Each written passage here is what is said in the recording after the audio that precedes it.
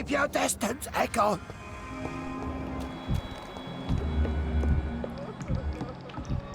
Eternal gratitude for your protection, Master. We're at your mercy. Will you end us?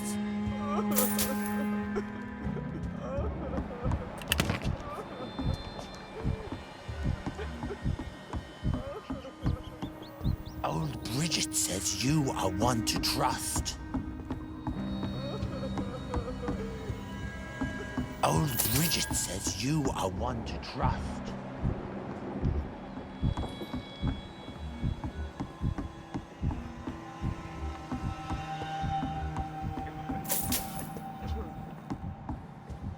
How is London? I've not seen beyond these walls in such a long time.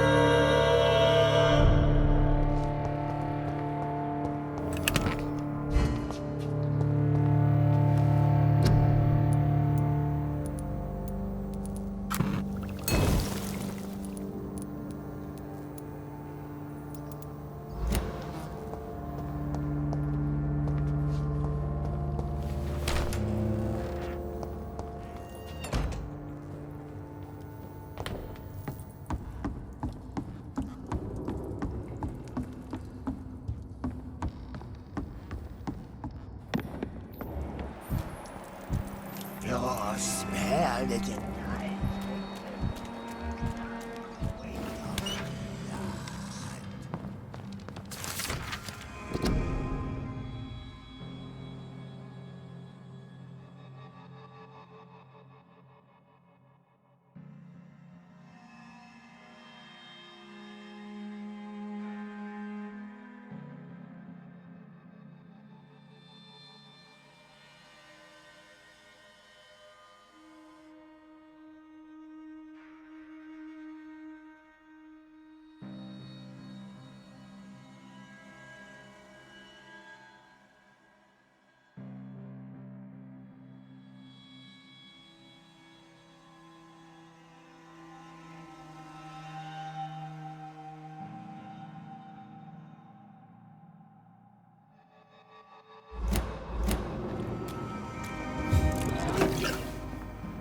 Hello, Harriet. Do you recognize me? Yes, you were from the Pembroke Hospital. The young doctor. So full of secrets. I have so many questions I need to ask you, Harriet. If you would. I love questions. As for the answers, you may not like them. How do you feel? I can't see. I can't move. My body's burning. I feel as if I'm dying over and over again. Does the pain ever stop? It is not pain I feel. It's like I can't stop feeling every inch of my body. But at the same time, each muscle and bone is the wrong place. Have you tried to eat or drink something? People here tried to feed me, but I'm just not hungry. I don't have the strength. Your room, the blood. What brought you to fake your death in such a gruesome fashion? To see if I would be mourned. Why flee with Sean Hampton? It's always a pleasure to see a saint fall to sin. But the coward still won't kill. Do you take pleasure in causing so much pain and sorrow? Nobody gave a damn about me. Not a tear shed. Poor Harriet. Always the discarded. Why did you come here? And why not? This is where I live now. Leave me be. So you desire to stay here? Yes, I'm with my own kind. Birds of a feather, so to speak. Poor Harriet. Always alone. Will you respect old Bridget's wishes? Will you obey her? Bridget is kind. She only needs to keep me fed and I'll be good. I have a question of the utmost importance to ask. Will you answer? Questions, questions, questions. The good doctor, always searching for answers. Do you remember what you did after leaving the hospital? Did you kill anyone? First, a question from me. You answer first. Very well then. What do you want to know? Are you like me? Are you also dead? We are not dead, Harriet. Death no longer pertains to us. We are different. I like what I am. I truly do. I relish the pain that courses through me. I know you fled the hospital with Sean Hampton. Did you or Sean kill anyone in your flight? Anyone? Try and remember. I will not lie. I wanted blood, and I wanted revenge, and Sean pulled me from it, brought me here instead. But the shadows heard my prayers. The shadows killed that bastard. You sought vengeance by your own hand, and someone else obliged you. Very convenient. Don't lie to me. I don't lie. I saw him near the docks, and rightly I wished him dead. And I am happy he is. It's true. But I didn't kill him. I was too tired. Who was that man? The one murdered in the street? He used to be my landlord. I lived here for many years before falling ill. Oh, he was an awful man. Disgusting and cruel.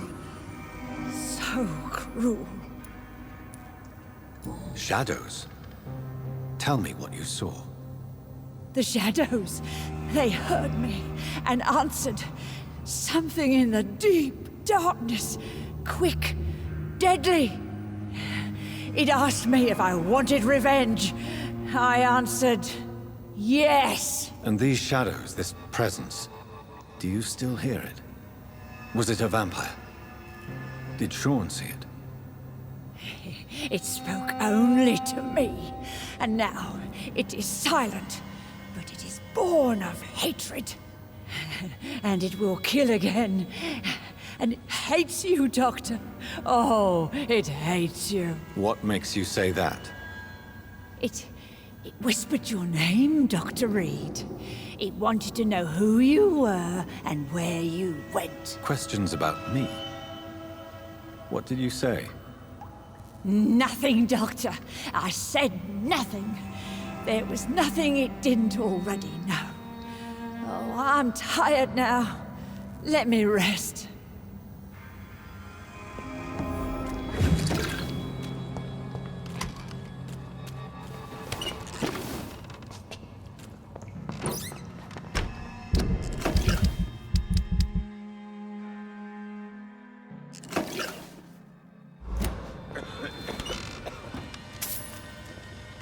you found the answers you were looking for, young Ekon? There is too much left unanswered. So many questions. Get to know us, spend time with us, and I may be willing to answer more questions. Why do you live here, amongst the filth and vermin? Live. Here we hide. Why don't you leave the city? Hide somewhere far from the Guard of Priwen, the Ascalon Club. We are the Sewer Skulls. This is our domain. We have run as far as we can, and now we hide. What are you hiding from? From the guilt, the shame, from the hunters and the light.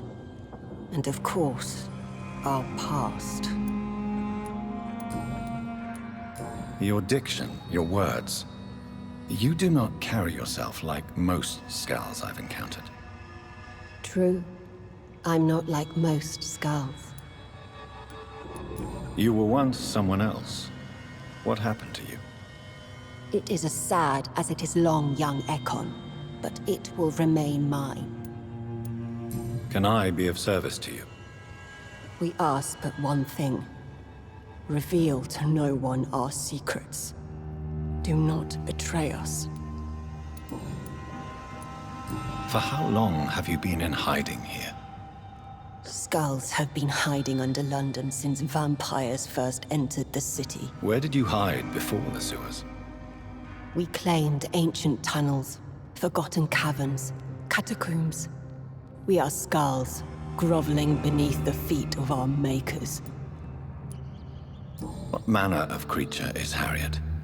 She is different from everyone else. I really don't know. I'm not even certain she is a skull. I've no idea as to what blood made her. What is a skull, in fact, in your honest opinion? The progeny of a vampire, disavowed by her maker. Perhaps a fruitless branch of a noble tree. A word used to enslave us.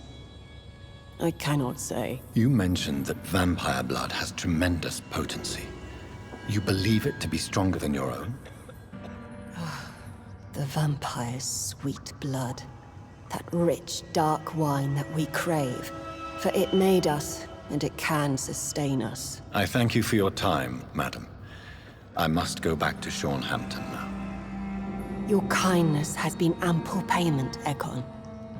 To protect us, I'll close the access to our hideout, but you can use our shortcut to reach Mr. Hampton's shelter. Just follow the arrows. Thank you, old Bridget. I hope we'll meet again.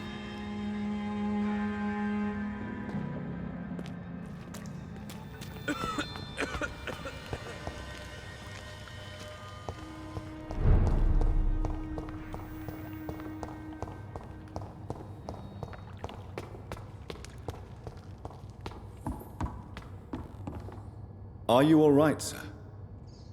What are you doing here? I could ask you the same question. Don't you know this is a quarantine zone? I'm Dr. Jonathan Reed. I'm investigating the epidemic. You had better get to a safe place while you still can. Oh, really? Well, go investigate somewhere else and leave me be. I beg your pardon? I said go. Leave me alone, sir. Rodney, you're the man who killed that gang member, are you not? Is that why you are hiding in this godforsaken place? Yes, I did. I did not even know his name. Then why did you kill him? That arsehole always mocked me for the color of my skin. Usually I let it go. But not that night. We fought. He died. Unfortunately, I have met several murderers during my lifetime. You don't look like them. I can tell you're no cold-blooded killer. You're right, sir. At first it was just a simple argument between us. But the man had a bad fall. Believe me, Rodney, you won't survive here long. No matter what you did, you must go back to where you used to live. I'll go back to the docks then. But if I die, remember that the blood of Rodney Grader will be on your hands.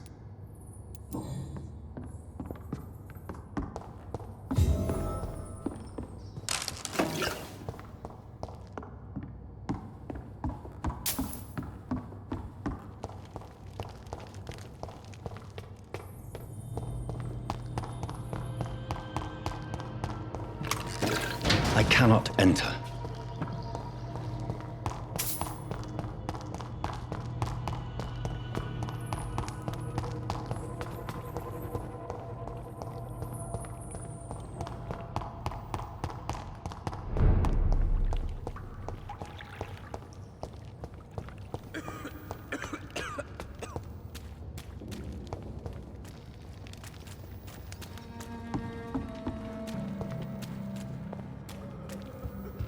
Keep your distance, Echo.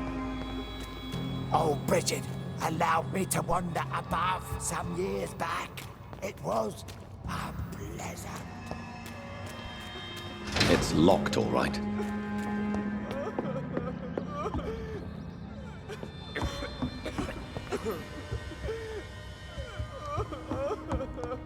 Eternal gratitude for your protection, Master.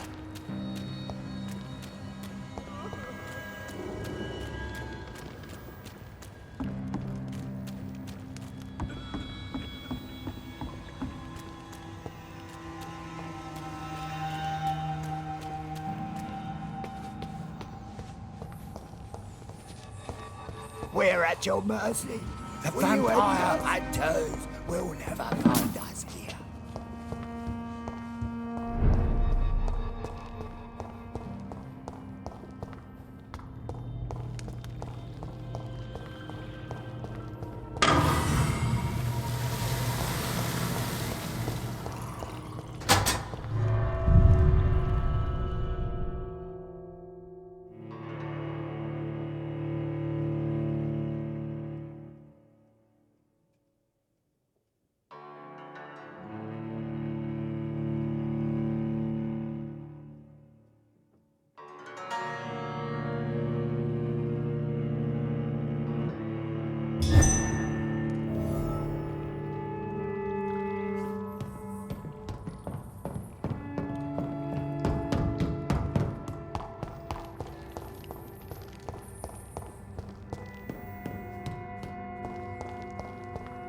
It's locked, all right.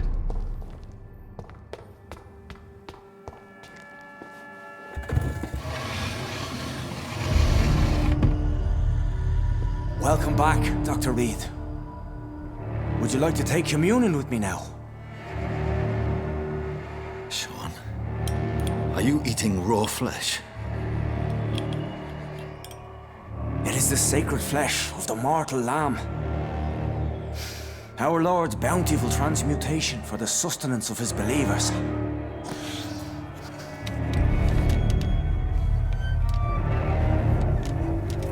Thank you, Lord. I am your most humble servant.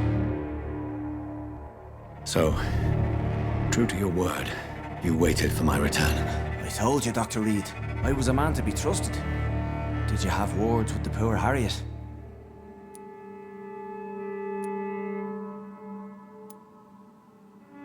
This shelter is the tip of the iceberg. You hide your game well, I'll give you that. We are God's children, Dr. Reed. One and all. And he's determined to save us.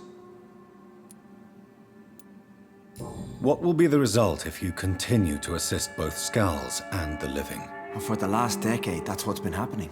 And they found a better life. What's to change? You're forgetting the epidemic. Things can go south very quickly. I've seen it.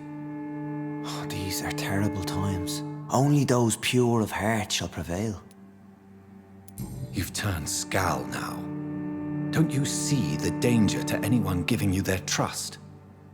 We are all sinners, awaiting salvation. This is a simple truth, ordained by the Lord Almighty. I am a seeker of his glorious light. Does this place belong to you? How can you be so certain you can keep it open? This warehouse was once property of the Dawson family, but has been bequeathed me through donation. The Dawsons? The wealthiest family in London? Have they a clue as to what goes on here? Not at all.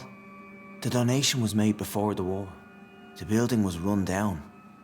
I never met Aloysius Dawson myself. So you have the run of the place and no one's taken notice? As long as we keep to ourselves, we interest no one. This is a haven, and I pray it remains so for eons to come. Harriet, Miss Jones has been behaving in a most violent manner. She's going to need special attention. That's precisely the reason I brought her here. To meet old Bridget. She's the guide Harriet requires. Who is this old Bridget? I don't know, Doctor. She rarely speaks of her past, but I know she has a long one. She's likely the oldest soul in the city. Harriet is possessed by her hatred. You cannot let her roam free. She's dangerous. She has joined her own kind, Doctor. Old Bridget is a saint to the younger Scals, guiding them to salvation and peaceful existence. I believe I've learned all I need to know. I'm certain you've killed no one, but one day I believe you'll cross the line. Logic is a false prophet. Faith is the only path to salvation. What do you mean?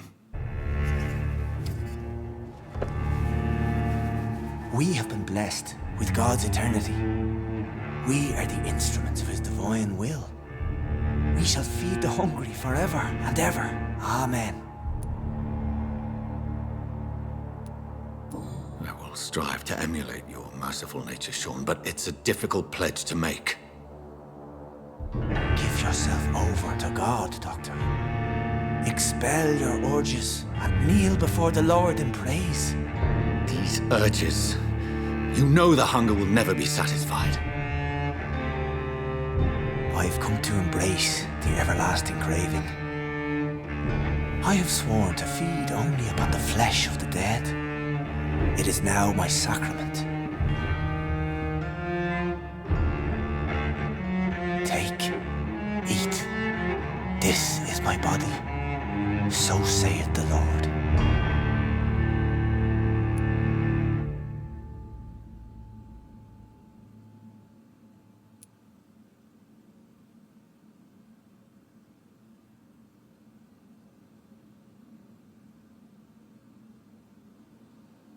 My discoveries.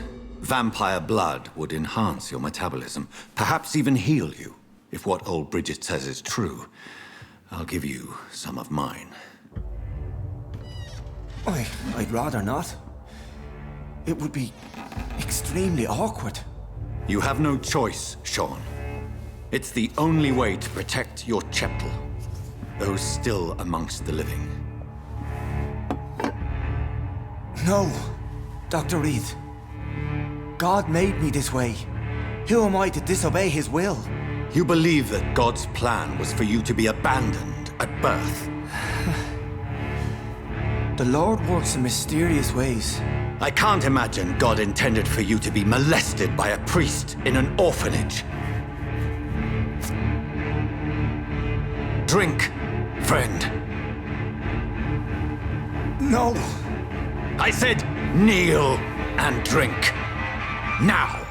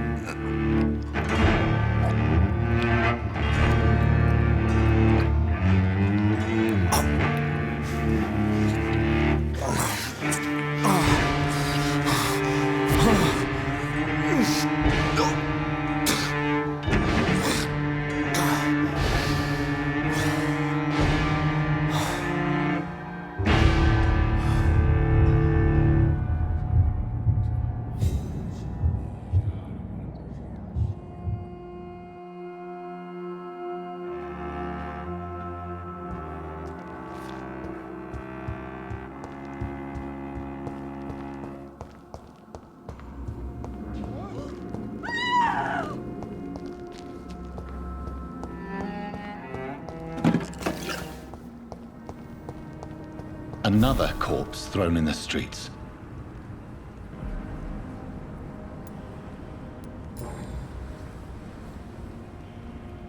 I know this brooch.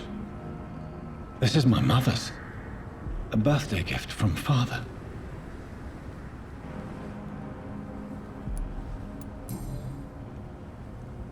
"29 Pretty Orchard Street. That's near Poplar's district. Why would this man carry off my mother's brooch? I must go there.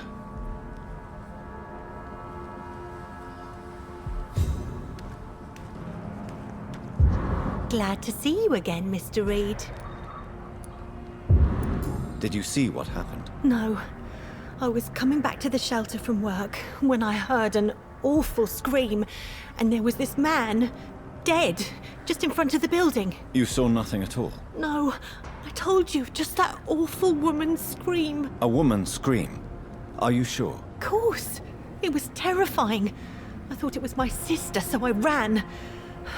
But it was a man I've never seen round here before.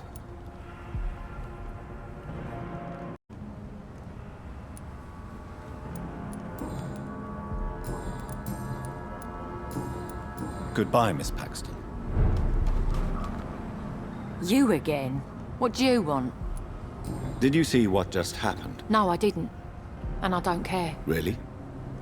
Why is that? Because this sexist pig is one of the 4 men who blacklisted me. Good riddance, if you ask me. Well, I'll leave you for now. Goodbye, Miss Paxton.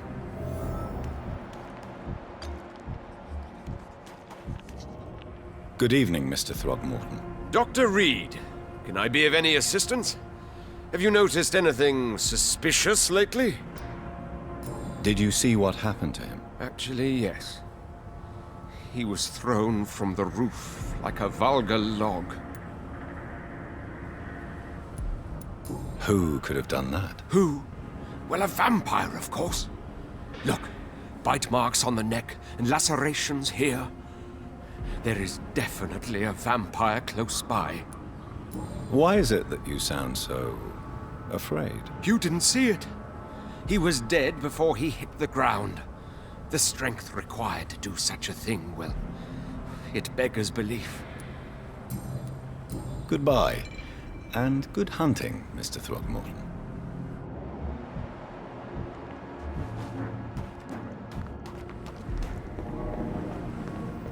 It's locked. It's locked, all right.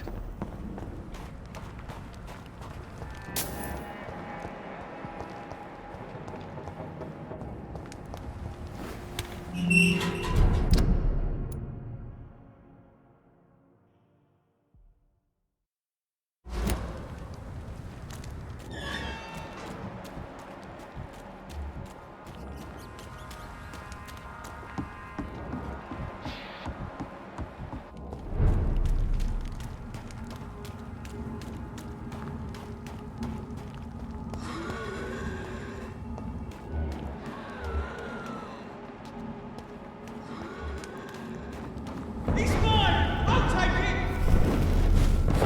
I hear leeches.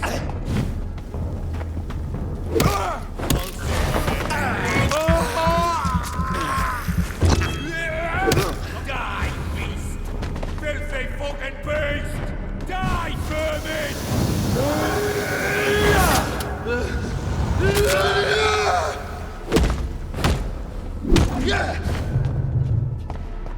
All of you bloody leeches need kill.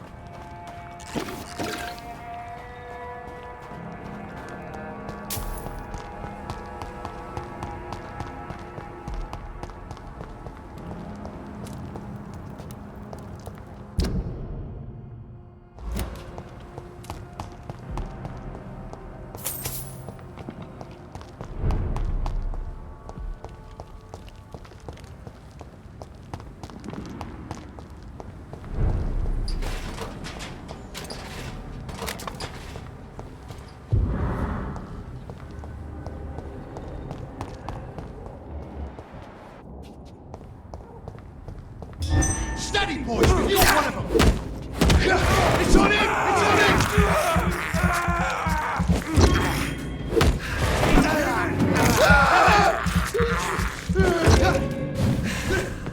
We cannot beat them! Filthy murdering bastard!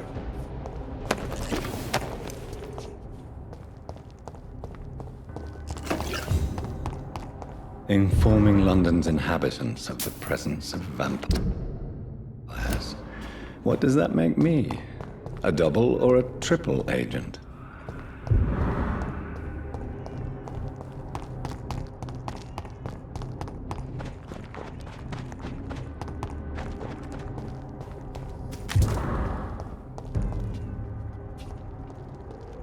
Best be off home. See them fancy clothes?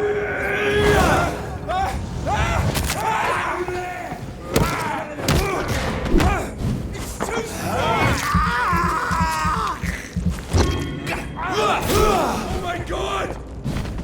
Shit, that leech is fast! It's a leech! That leech is fast!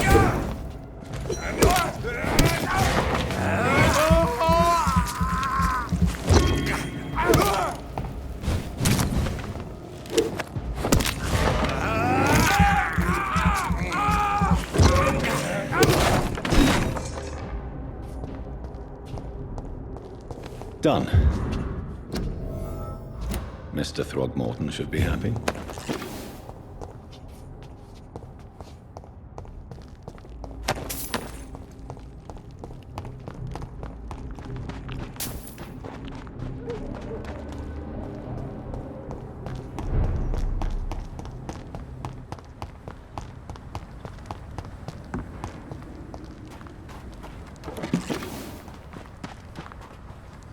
Good evening, Mr. Throgmorton. Dr. Reed, can I be of any assistance? Have you noticed anything suspicious lately? I put up your public service announcement. Consider the common folk warned about the vampiric presence. Thank you, Dr. Reed. You may not realize it, but you saved a great many lives today. Do you really think they could be useful? See the sad saint of the East End? How a single man can help so many people? I consider myself the discreet protector of these men and women. Goodbye, and good hunting, Mr. Throgmorton.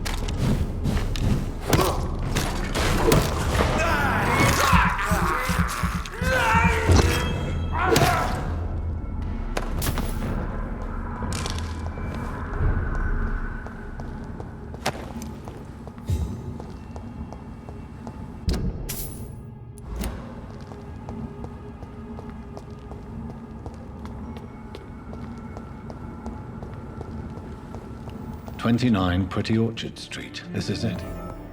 What's in there for me? There's been a fight here.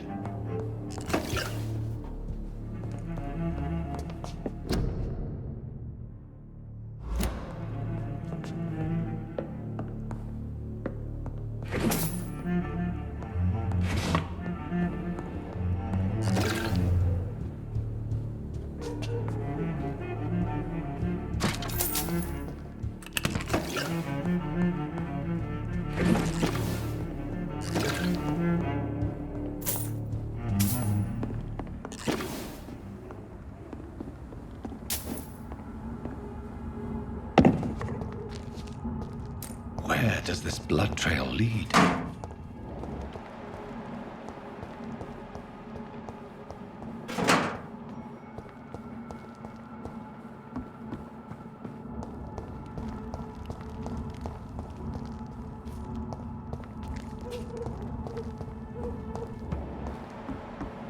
Over there! Come on, you vermin!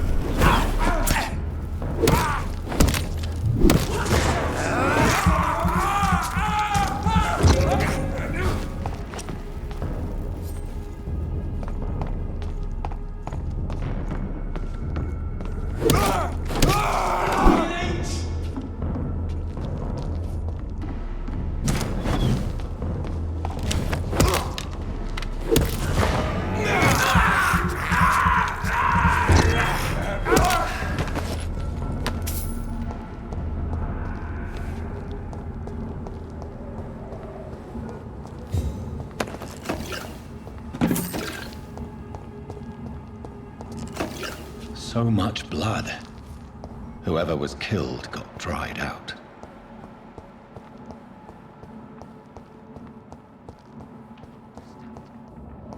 I dragged the poor wench across all these streets to let her expire and be found here. You're surprising.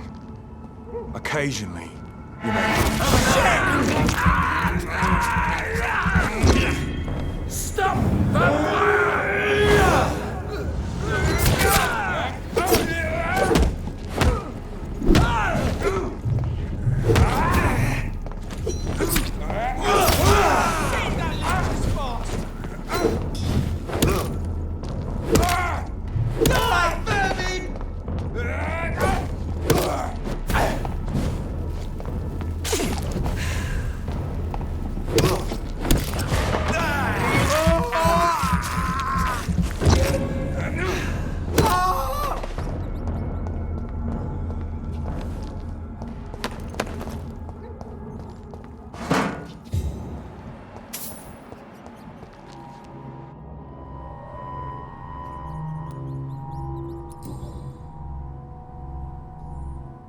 The marks on this woman's neck were made by the fangs of a vampire.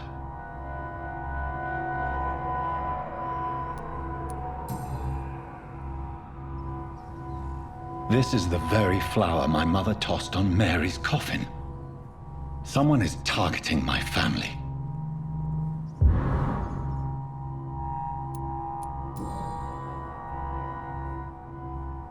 Her shoes and clothes are quite worn out.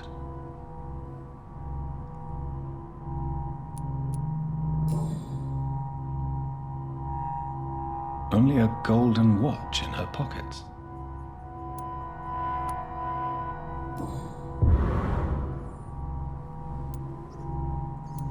I see you.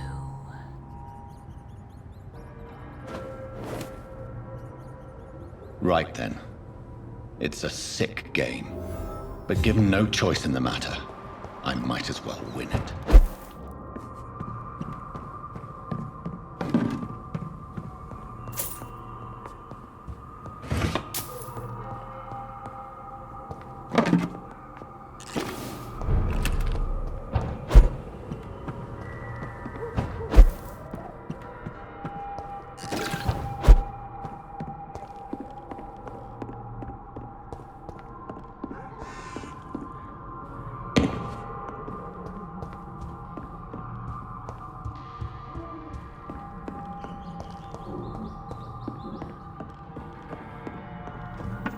Jonathan. What was that?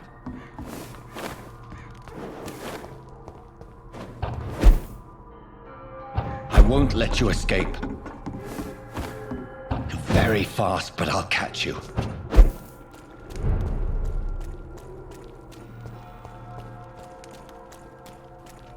They've all been butchered.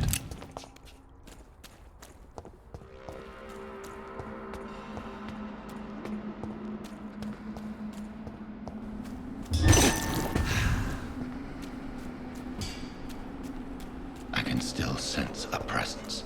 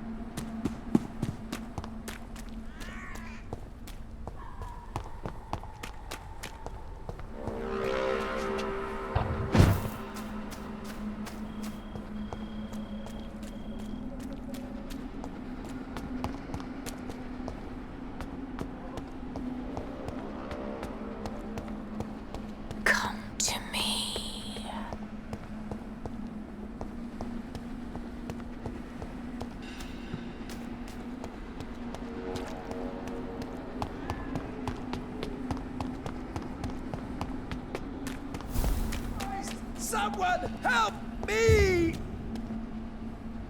You! What have you done? Vicar Larrabee, what happened? Demon! Hell Scourge! Son of perdition! Vicar! Jonathan's no demon. He's just a soul. Returned from the dead. Like your Christ, Vicar. Mary, is it really you? Oh, it's me, all right. Precious brother. What is Mother doing here? I'm gathering the family for a final reunion. All smiling, all dead. Thanks to the good Dr. Reed. Mary. Mother, say hello to your son. Hello, Jonathan. Mother, What do we have here, Mother? The prodigal son has lost his tongue. Our Jonathan always had the first and last word at dinner.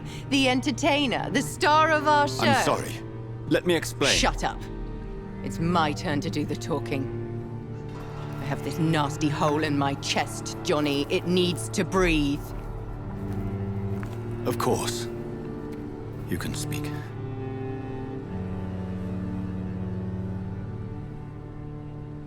My prayers went so long without an answer. My husband, killed in France. My child, carried away by the flu.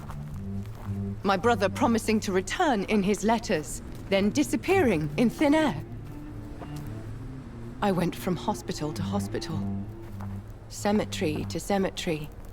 Grave to grave. I've lifted every stone in London, searching for an end to the nightmare. And there you were, in front of me, on a dark pier. The hunger had taken me. The joy to have finally found you. I longed for your arms, a final happy ending to so much tragedy, to tell me all would be well again, as you did when we were children. It was this filthy dock where you greeted your sister. I dug a tunnel from my grave with my fingers and teeth.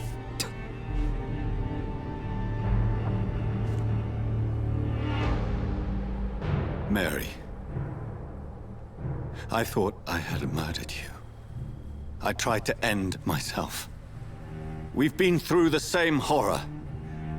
We are a disease, Jonathan. A sickness that corrupts all it touches. All we kiss, and all we kill. Look at me. Admire your ilk. I'm so sorry. Apologies will not suffice. I demand reparation. I want a miracle. Are you a miracle worker, Dr. Reed? No? I'll show you mine then. The family Reed, reunited and complete, living forever in a red sea of eternal love. Time to go, Mother. Say hello to my son for Mary, me. wait. I have made friends with vital knowledge. Vampires. We are not alone, Mary. With time, we can learn to live almost as we lived before. How long? What? How long will this masquerade continue? I've been watching you. All these nights in Whitechapel, pretending you're still a doctor. You believe you're just fighting a disease. But it's you, the disease. Jonathan, you! I'm a scientist. I'll find a solution. Let our mother go, please. You're always the one to sway me to reason, Jonathan. But before, your motivations were always pure. Now you're tainted. Let her go! She has no part to play in this. Very well. Have you heard our good doctor? You can go home, Mother. Go home and rest in peace. Yes, I'll go home and rest. It's so easy to make them obey or forget. Puppets for our pleasure. I've seen you have your fun. You are mad. So that's what I am, Doctor. Mad. I was beginning to wonder. I've been hearing these voices in my head, one in particular, that of my dead brother. This is the reason I must kill you. Not for your betrayal, not for our poisonous kiss, not even for the lies you tell yourself. No, it's so that smooth and wicked voice will stop ringing in my ear. Mary. No, don't!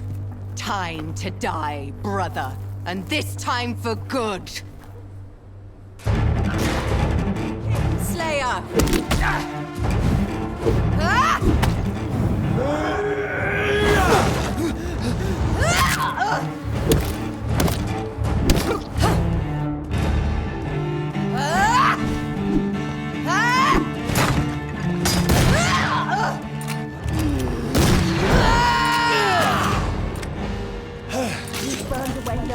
Mind. You're a monster! What have you done? Give me your blood, priest.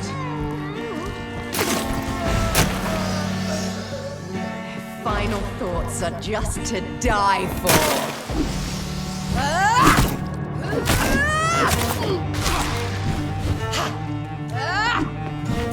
You've killed me, brother!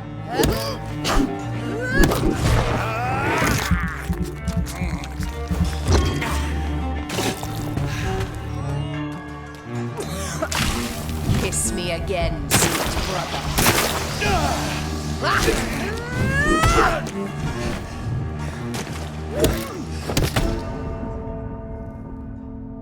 You left me to rot in this grave.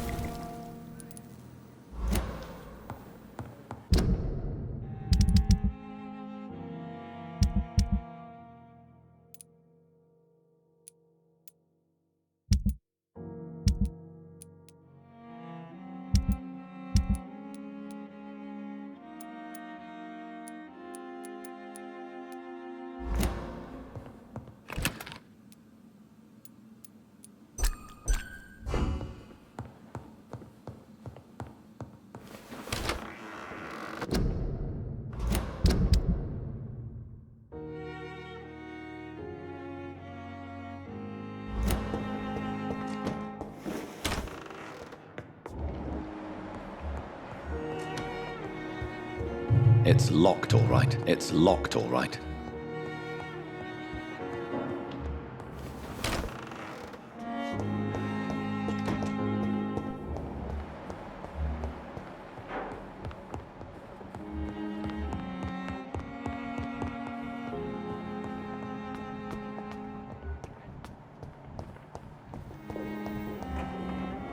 Good evening, Nurse Hawkins. Good evening, Dr. Reed.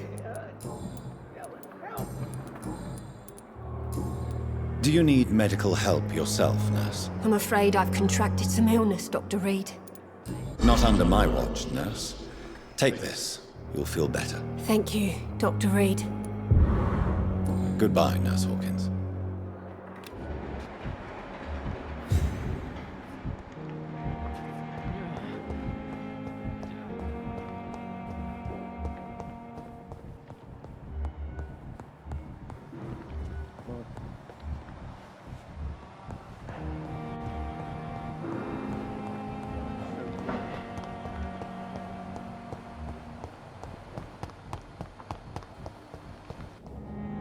Good evening, Mr. Elwood. Evening, Dr. Reed. Soldier, do you need assistance? Not really.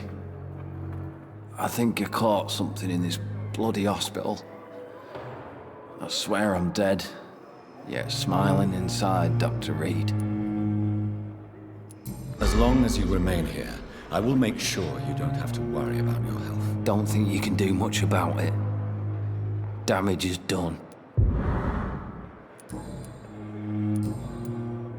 Goodbye for now, Mr. Elwood.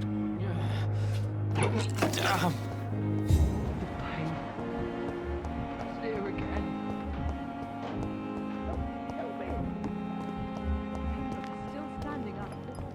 Perhaps I should have considered the offer from that Cadogan fellow. Good evening, Milton. Good evening. Do you need any medical help, Milton? I'm afraid I do. Like everyone in this hospital. It's a sad state of affairs when even the hospital workers are worried about disease. Our job brings us into contact with all kinds of infections, Milton. There's no shame in being ill while you're in a hospital. That's easy for you to say, Doctor. I get the feeling you don't fall sick often. And thanks anyway. Goodbye, Milton.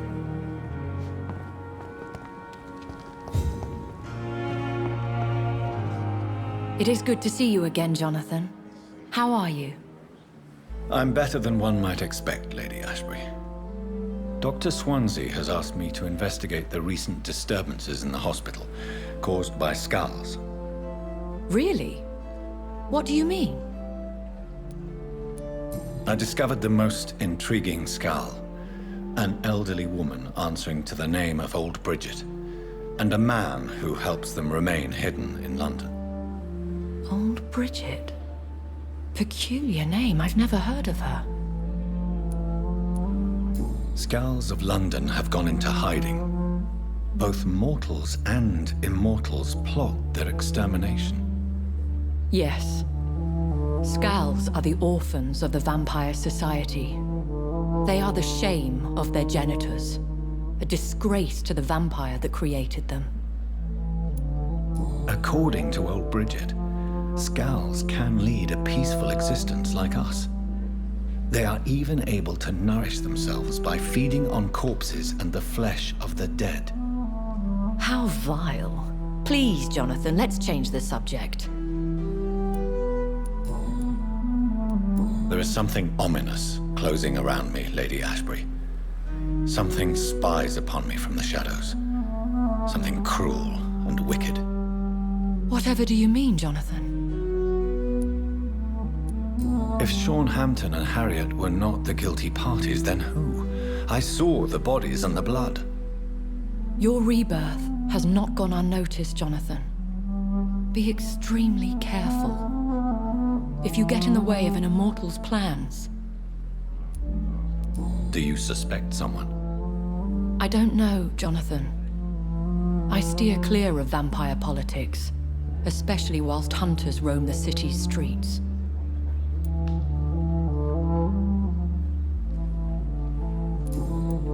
Goodbye for now, my lady.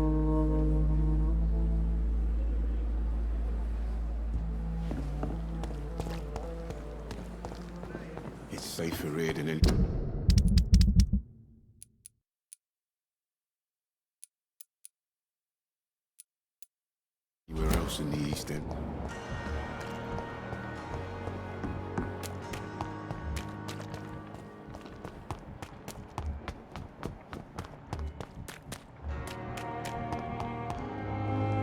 Good evening. Evening, Dr. Reed.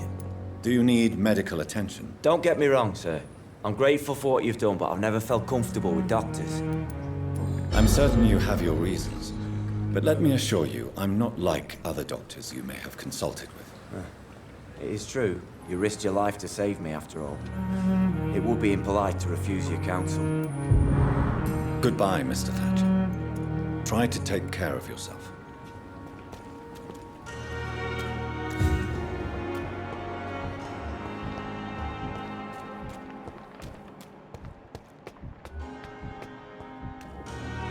Hello again, Mr. Blight. Good evening, Dr. Reed. You doing your rounds as usual?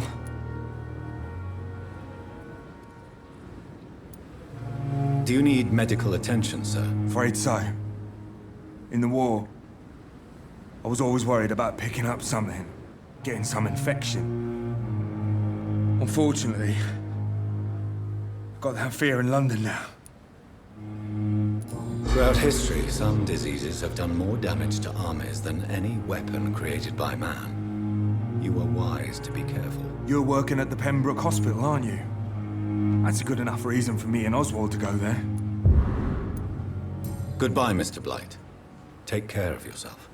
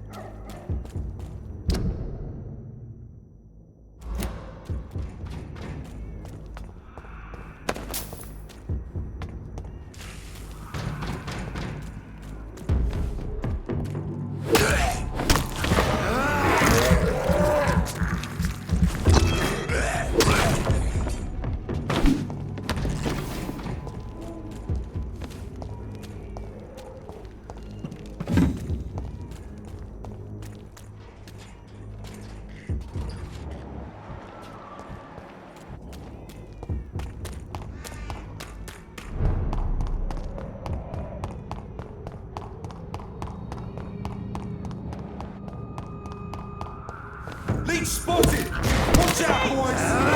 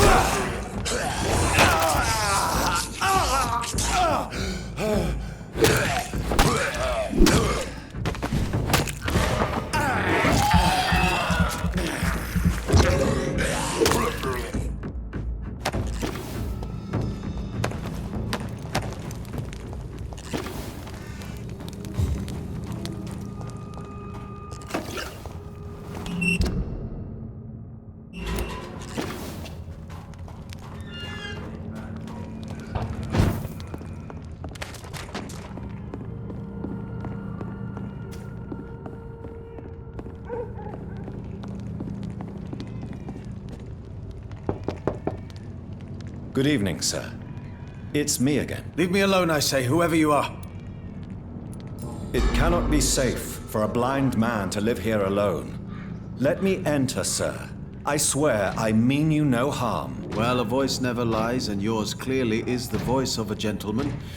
All right, Doctor, come on in. What kind of gentleman pays visits to people at this late hour? So what is the name of my nocturnal visitor? I'm Dr. Jonathan Reed. As I already explained to you, I'm inquiring about the epidemic. Dr. Reed? The eminent surgeon? My God, I'd never have expected a brilliant physician like you to knock on my door. You flatter me, sir. No, sir, I am flattered. I read all your work when I still had my sight. I loved it. I'm Mason Swanborough, by the way. And what else have you learned about me, Mr. Swanborough? I know you assisted Professor Carell in France, and that you invented a new blood transfusion method based on his work. Yes. Those were frustrating but exciting days. I loved it. Yes, the thrill of research and discovery. This is what drives people like us, Dr. Reed. Oh, how I envy you. Does someone take care of you in this isolated place? My sister Loretta and I have our daily routine. Every morning and evening she comes by so we can talk and eat. Then she leaves and I stay. Do you not appreciate your sister's visits? Loretta is the best and worst thing that happened to me, and I believe she could say the same thing about me. Where does your sister go? Well, let's just say she earns enough money for us both. What's so amusing about that? I won't hide the truth from you. Loretta sells a fake miracle elixir to the sick people of Whitechapel.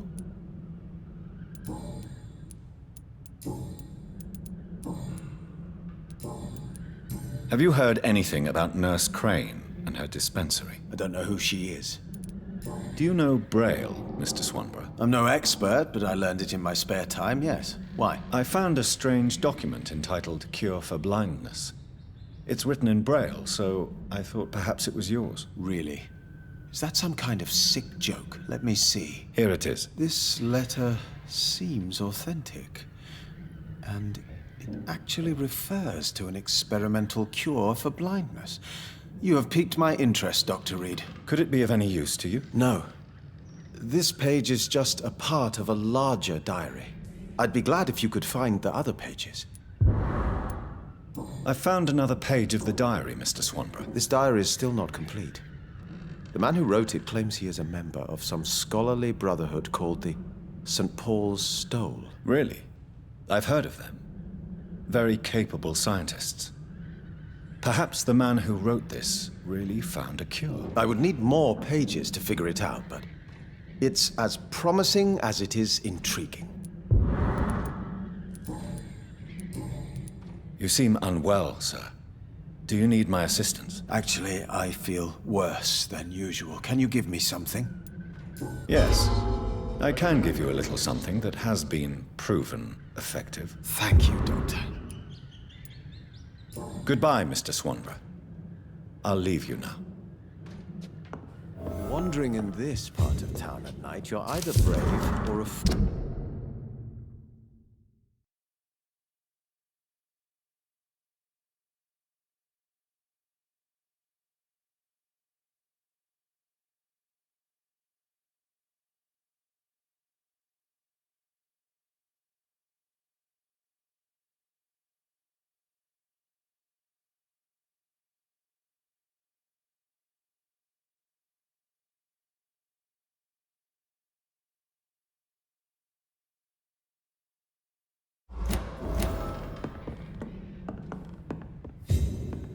What can I do for you, Doctor? Why does your sister feel so guilty about what happened to you? Because she knows I'll never forgive what she did to me. You run an illegal business with someone you hate? I don't hate my sister. She looks after me, we have a good time, but I'm just not ready to forgive her. Goodbye, Mr. Swanborough. I'll leave you now.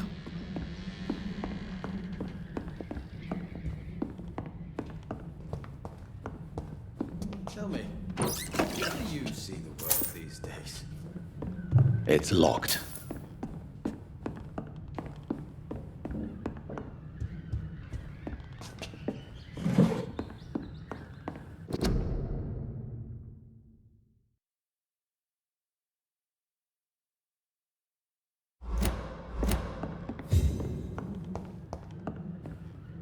Wandering in this part of town at night, you're either brave or a fool.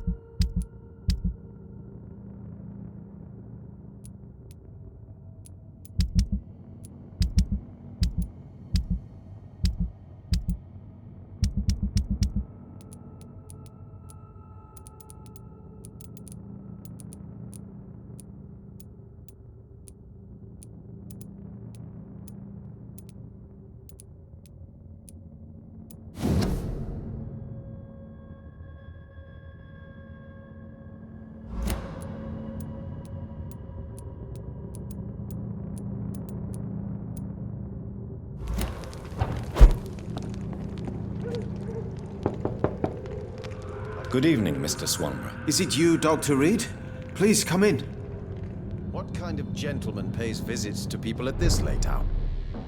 What can I do for you?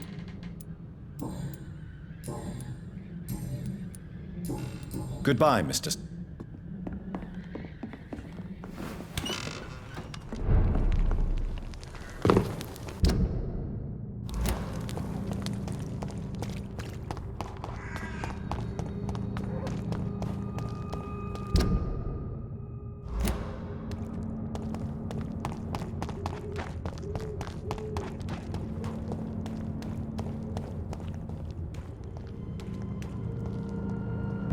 It's a leech!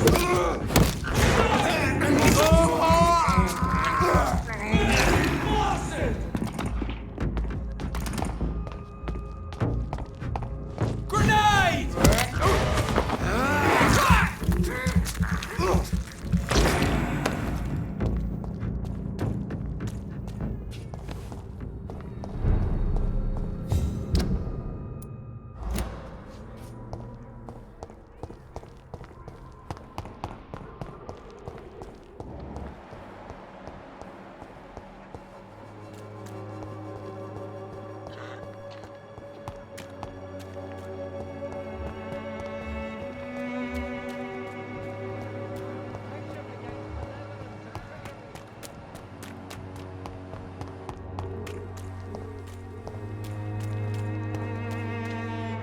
Good evening, Doctor. Can I help you? Do you need assistance? Save your time for the people who need you here, Doctor. Goodbye, Miss.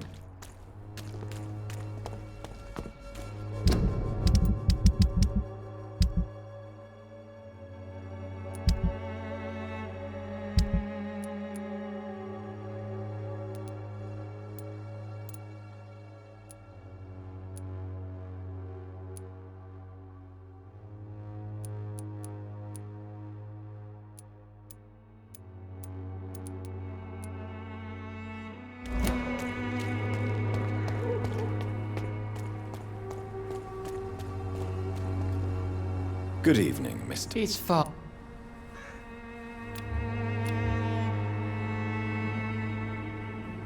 I have heard enough.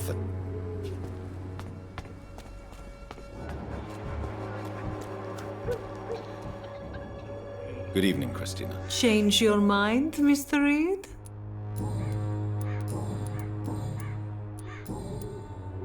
Goodbye, Miss.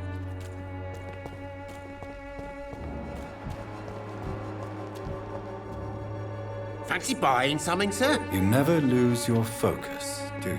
Do you need help, sir? To be honest, I'd prefer you take a look at my stuff. I'd rather be rich and sick than the contrary. I don't quite agree, but I won't argue with you. Please, take this. You'll feel better. Really?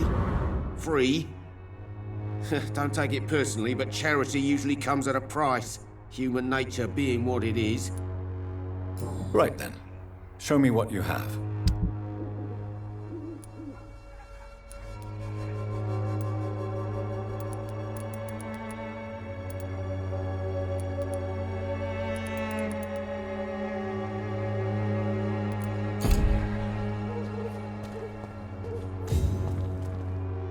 You again? Can I offer you? Keep your medicine. There is a thin line between pride and stupidity, sir. Please take this medication. You'll feel better. All right. I'll take it then. It's not like I don't appreciate the gesture. Goodbye, Mr. Peterson. Cheap price, good quality. Come on, take a look. Don't be afraid.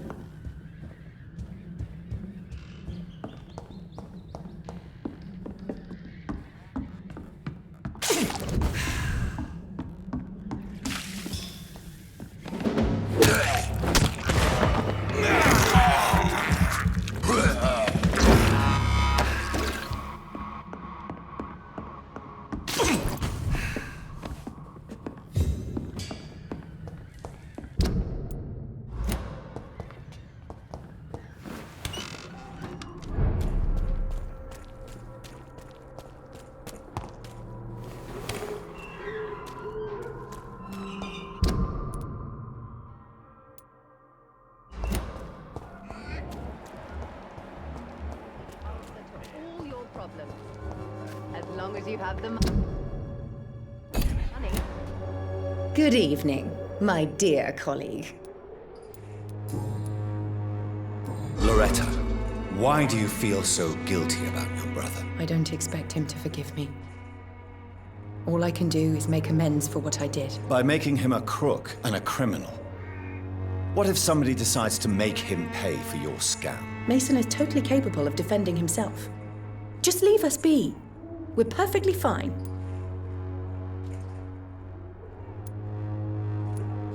I know how guilt feels between a brother and sister. Are you sure you're not trying to ease your own remorse?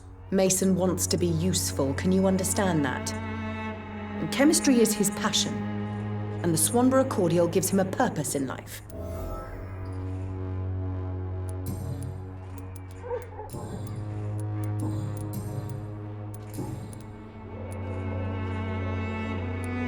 I'd like to see what...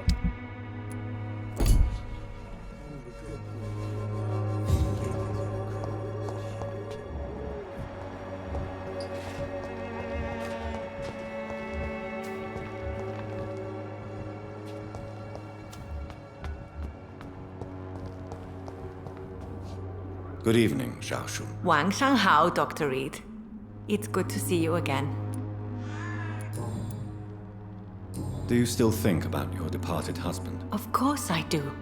I'll never forget my beloved Matthew, but how do I put it? Now I miss him more than I want him back. I know what you mean. And I think it means you're getting better. Maybe death will take me the way it took Matthew. Without warning and without mercy. But until then, I live on. How do you feel now that you're back in Whitechapel? I've decided to follow your advice, sir. I won't forget the dead, but my efforts will be for the living. I've no doubt. That is a wise and useful attitude in this part of town. To be completely honest with you, I'm also doing this for myself. If I'm destined to survive this epidemic, I need my life to have some purpose. What are you doing with your time, now that you're back in Whitechapel? I've decided to help the poor and sick of the neighborhood by handing out medicine. Giving out medicine? How can you afford to do that? I am a rich widow, Dr. Reed. My departed husband left me enough money to last the rest of my life. I can spend some on those who don't have any. That's very charitable of you. But why do it at night? I've noticed that the most desperate people tend to go out after dark. Hence my presence, to help them when I can. Why don't you move to a better neighborhood? I thought about it, I confess. To go back to the same empty home every day still hurts me a lot. Why stay here then? I am a woman of habit, Dr. Reed. And for now, I am happier being useful in a familiar place than I would be anywhere else. How do you feel? Physically speaking, I mean. I'm as well as can be expected, Doctor. Goodbye for now.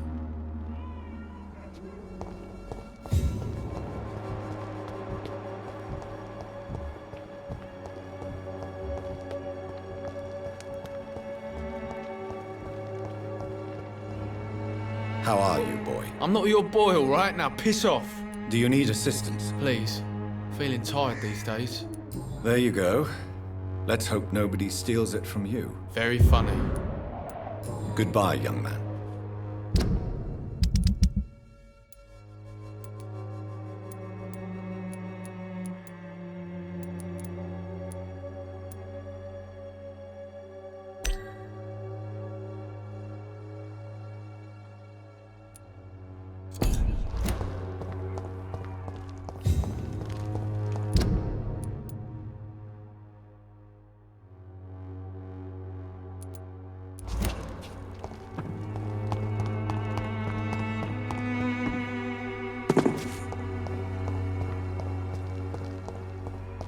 It's like I'm used to seeing death. I hope this feeling will disappear someday.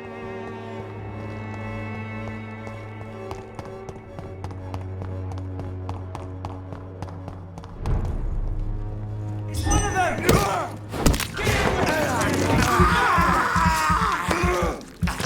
God walks with me!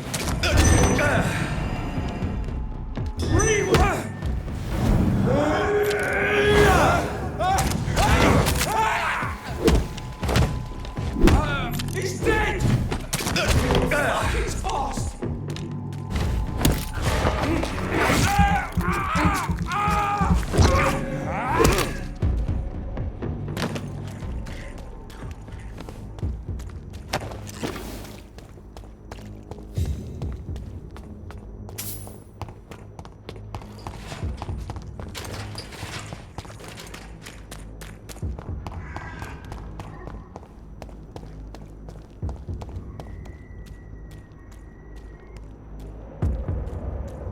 Die, vermin!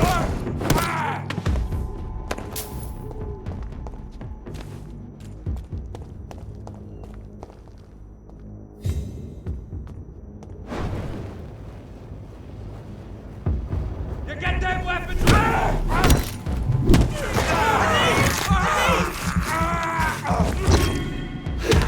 Shit, that leech!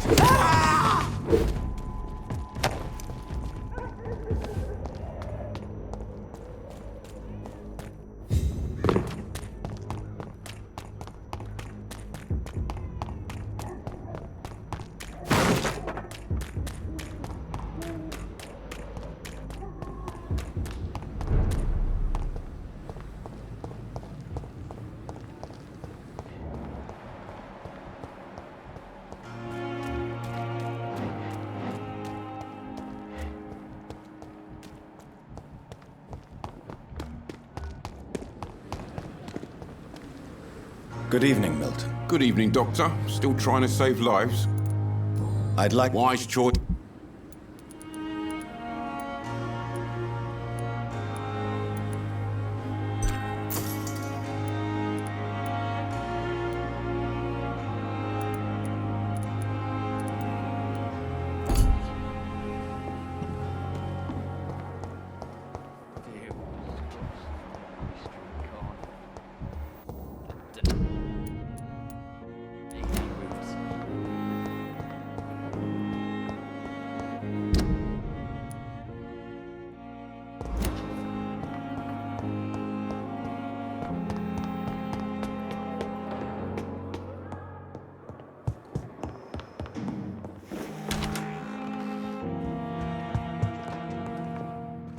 Jonathan, at last. I've been worried sick. Have you solved the case of our poor Sean Hampton? Don't worry, Edgar. The reputation of Pembroke Hospital is secure. Sean Hampton was not the guilty party. Is that true? Oh, good news. Good news indeed. Does the name Old Bridget ring any bells?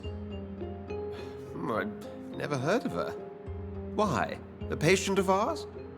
I must confess, I don't know them all. No, it's just someone I recently met. A fascinating woman. I had thought that perhaps... By the stole, Jonathan, you've met another vampire. I would appreciate an introduction, if that's the case. What do you know of the Ascalon Club? Not as much as I would like. There have always been rumors about a secret society of vampires operating in the interests of the British Empire, though I've never met a member. I crossed paths with one. A terrifying creature going by the name of Fergal. He was sent by the Ascalon Club to exterminate the Skulls of the East End. By the stole, Jonathan. If vampires are eliminating their own progeny, then dark times are upon us. Darker than I've ever witnessed. Do you think Lady Ashbury would know of them? Jonathan, our beloved lady is not one for social dalliances, nor the assemblies of dark orders. She's a woman of superior taste and selective acquaintance. I found Harriet Jones. She's much the same old, embittered woman she was, only she's been made a Skull. Her transformation did not go well. Incredible. Why not bring her here? We could learn so much by studying her condition. It would be fascinating. I doubt that. She can barely move. Perhaps we could learn more about the degeneration of Skulls. Perhaps.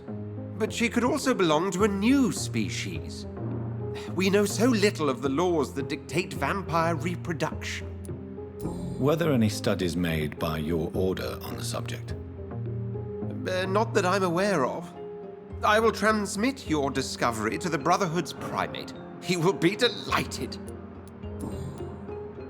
A pleasure as always, Edgar.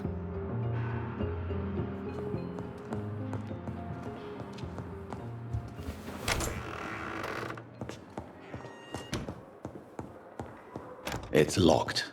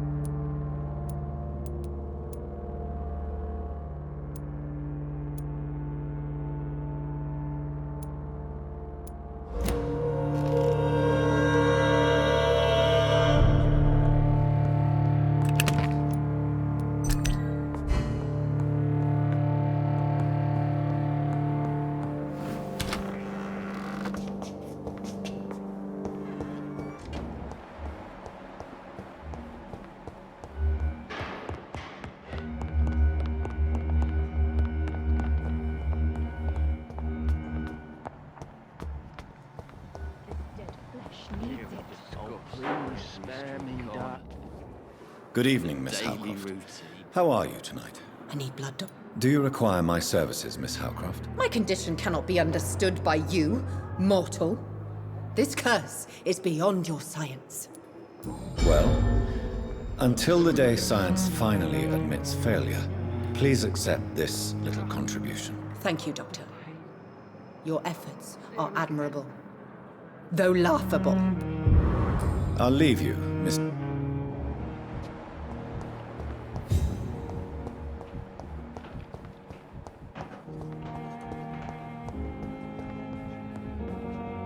Good evening, Doctor. And good evening. Do you need my... Would have been... There is no shame in helping. Many doctors I have known are too cynical to think that way. Goodbye, Doctor.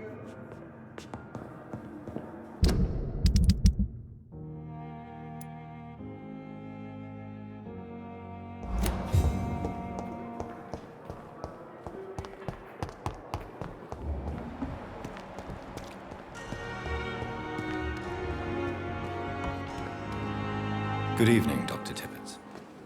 Dr. Reed. Do you need any medical? Yeah. I have no doubt about it. I appreciate... Goodbye, Dr. Tippett.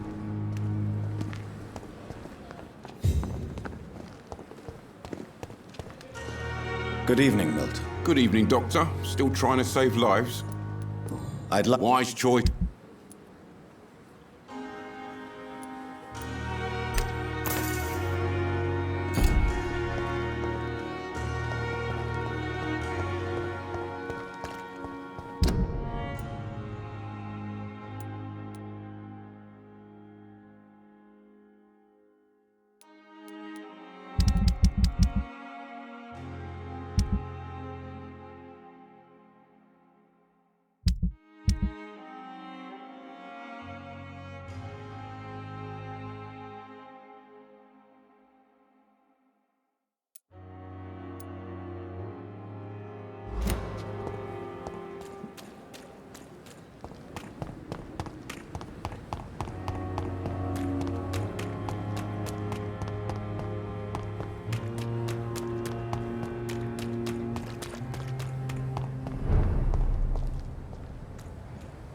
Best run along home. Mine! It's not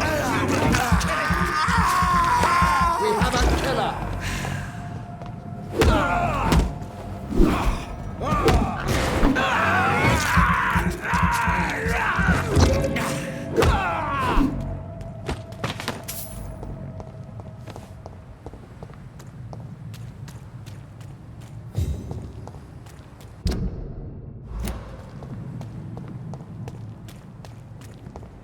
Steady, boys! We've got one of them here! The leech has taken! Bloody leech!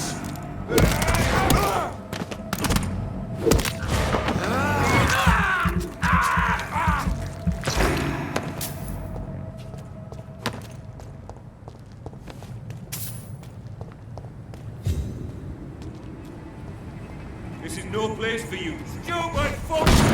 Die, Penny!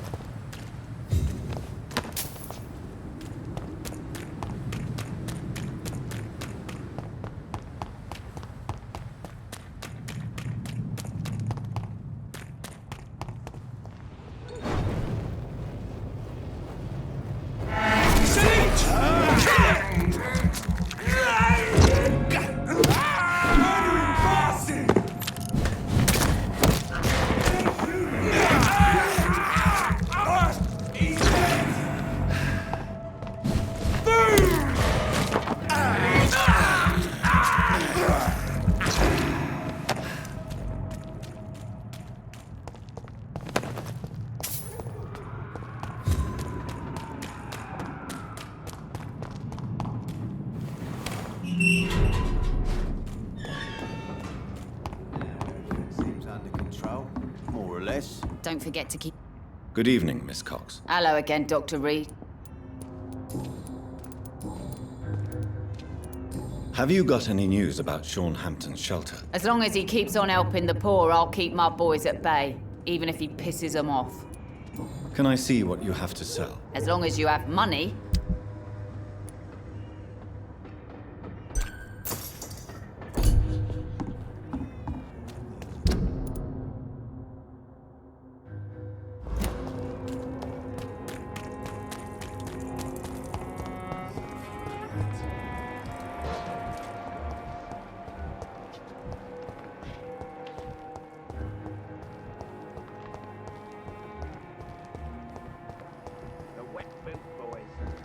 Lost boys will be more fitting now.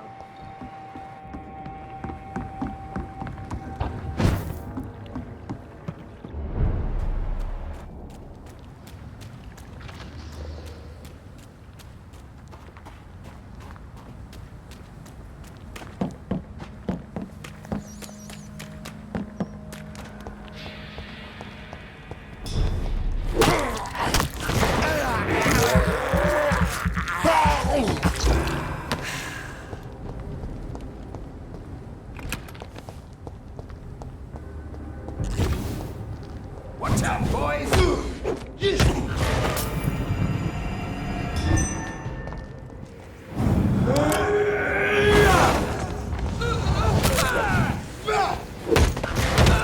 Remember your vows, friends!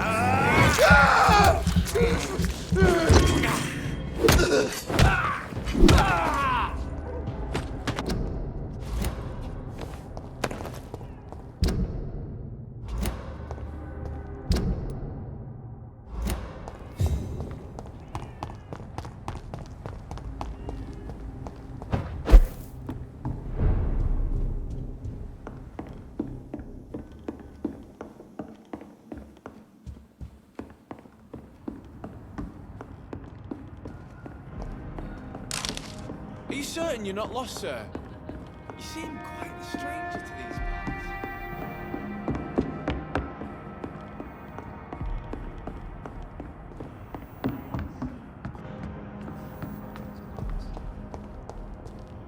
Good evening, young man. There's no need... Have you heard anything recent? He keeps investing time helping the poor and sick. Good for him. And for them. Show me what you have.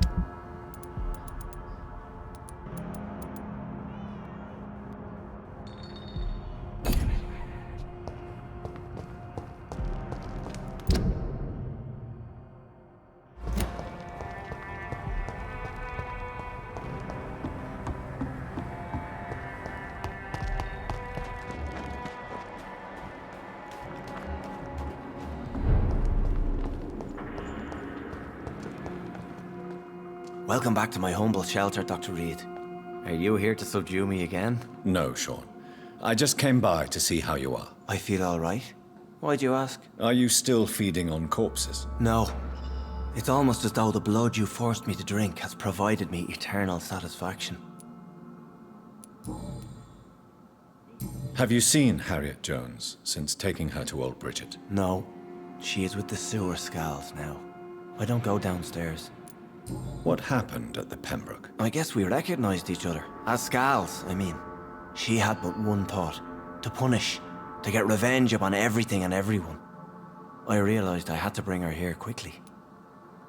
But why did she fake her own death? There was so much blood in her room. She attacked patients, too. I just lost her for a minute that night. When I found her, she had caused mayhem across the hospital. I slapped some sense into her, and we fled before getting caught. What happened then? We ran here through narrow streets and backyards. She kept saying that someone was talking to her in the dark, offering to avenge her. But I saw nobody. How did you meet Old Bridget? When younger, I used to patrol the streets at night, searching for lost souls. This is how I met her. It took me 2 months just to get her name. Now we support each other. You really are a saint, Sean. Oh, no, sir, I'm not. But I know evil, and I believe goodwill and tenacity can make this world a better place. Had you already visited their hideout in the sewers? Just once, and very briefly.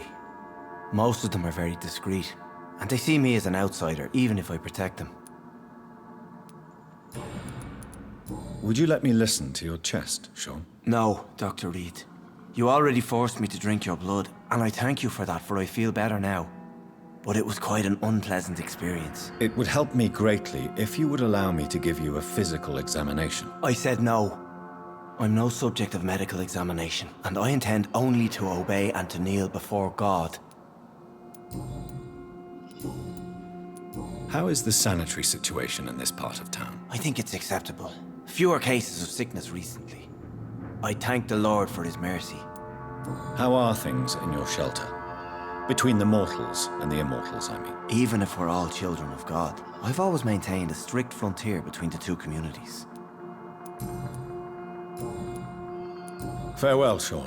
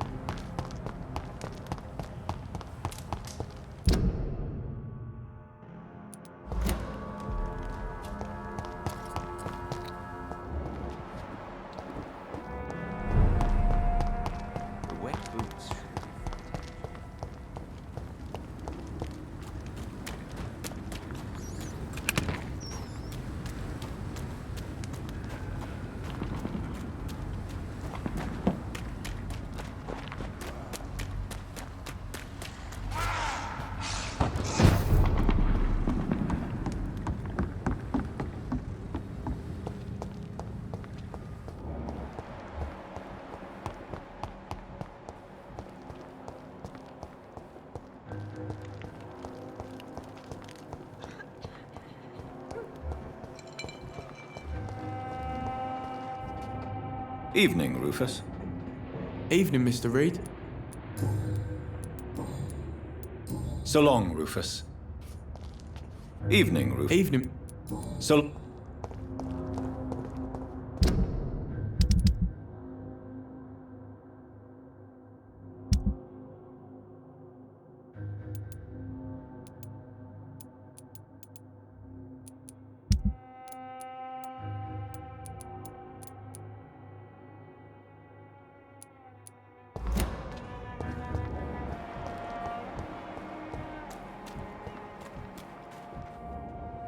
Good evening, Mr. Fishman. Yeah.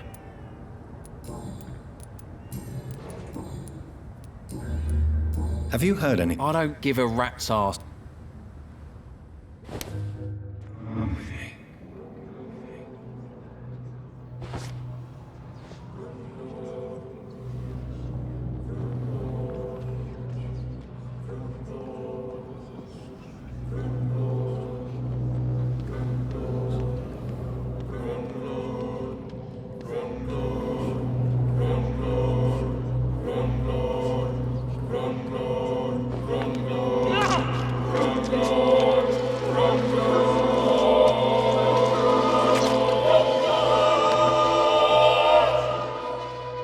You tricked me good, Doctor. Tell me, who will take the blame for your murders now that I'm dead?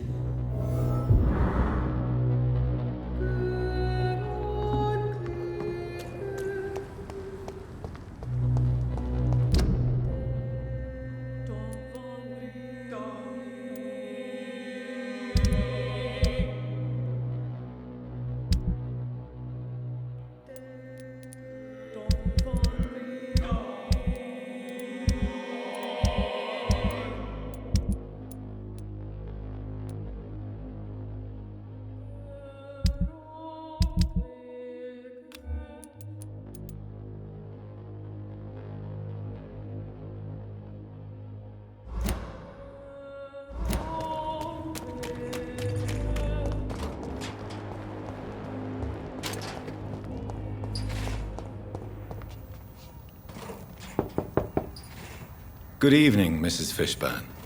May I come in, please? Of course. Dr. Reed. I'm not sure the epidemic is what worries people. What can I do for you, Dr. Reed?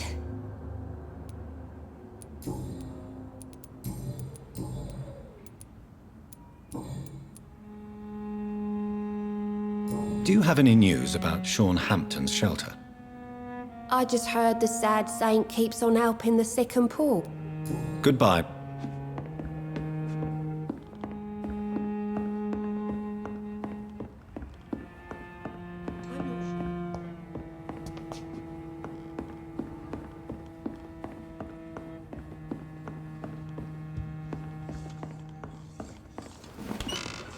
I'm gossiping and scared. It's people I should fear.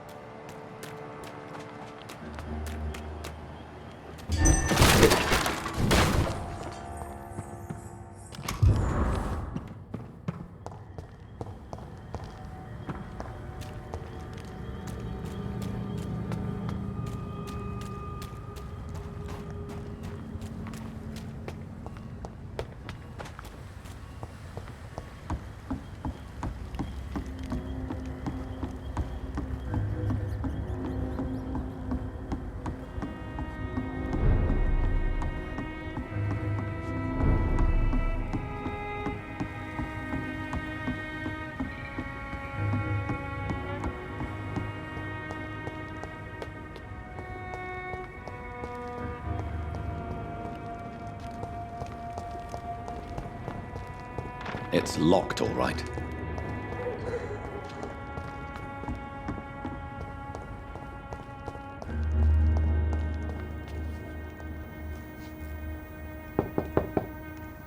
Good evening, Mrs. Fishburne. Of course. Please don't stay too long, sir. What can I do?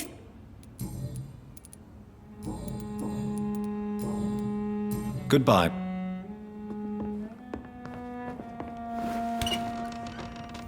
I'm not sure.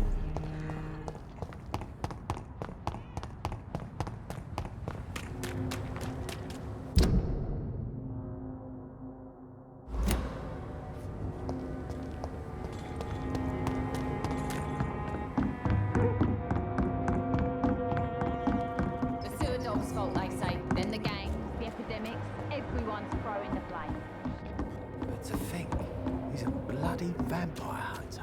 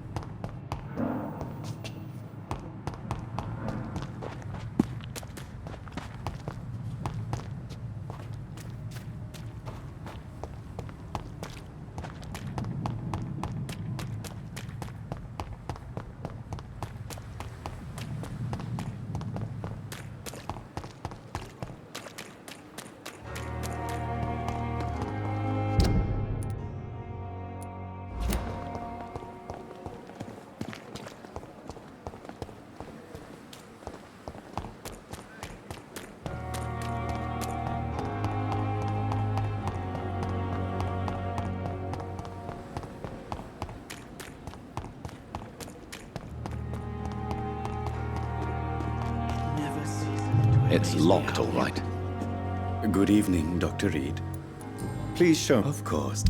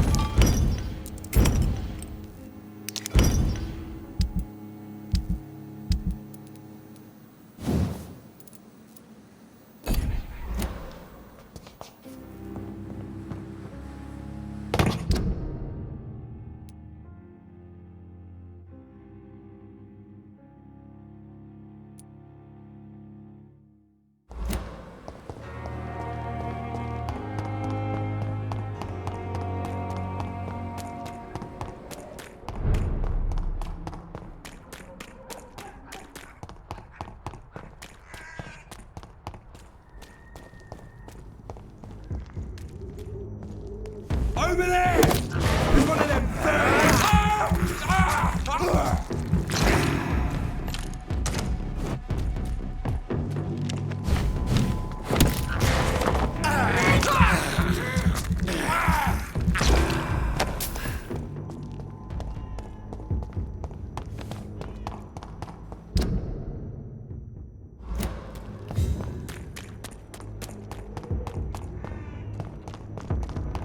See them fancy clothes? Power! This one's a car! Come on! What's that? It's fast! Remember your Stay back, beast!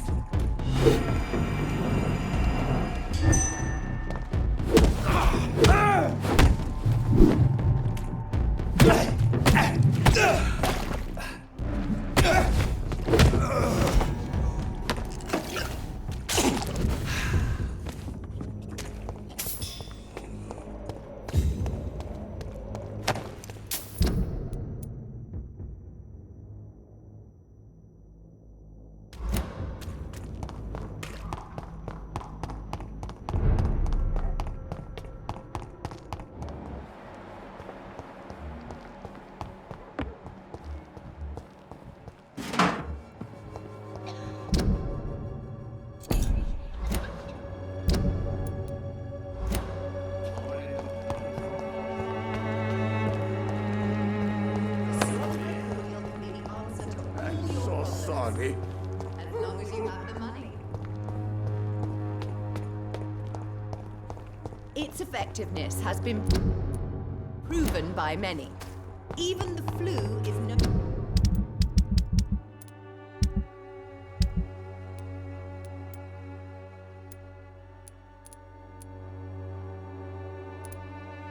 match for the Swanborough cordial. Good evening. You look ill. Well, then... Thank you. Goodbye. When science fails you, this elixir will give you faith again.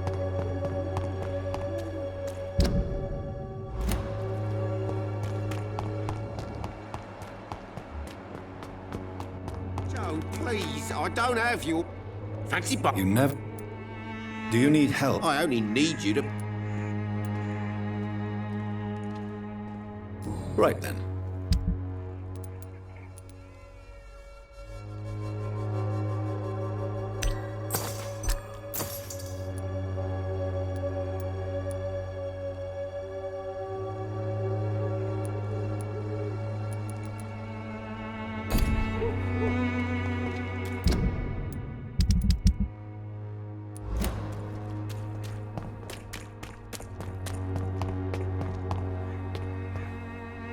Good evening, Mr. It's far.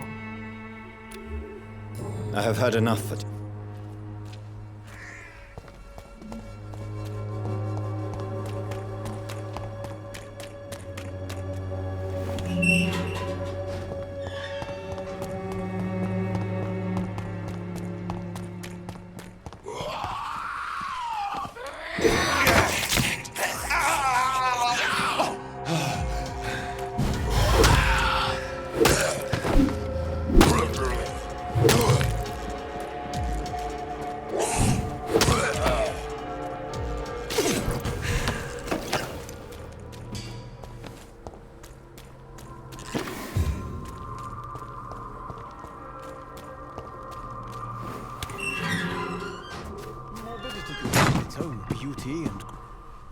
Good evening, Mr. And good evening. Do you need it?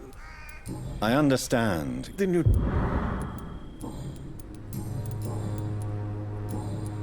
I'll leave you.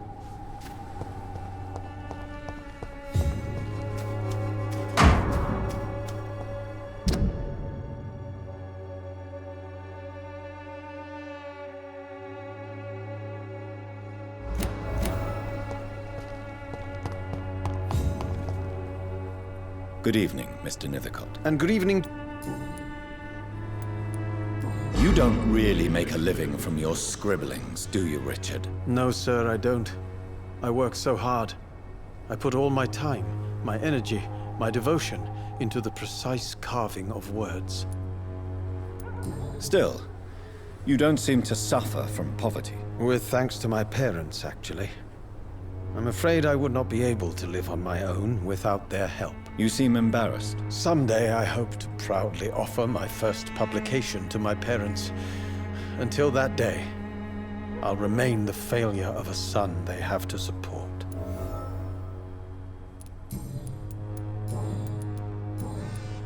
I'll leave you alone.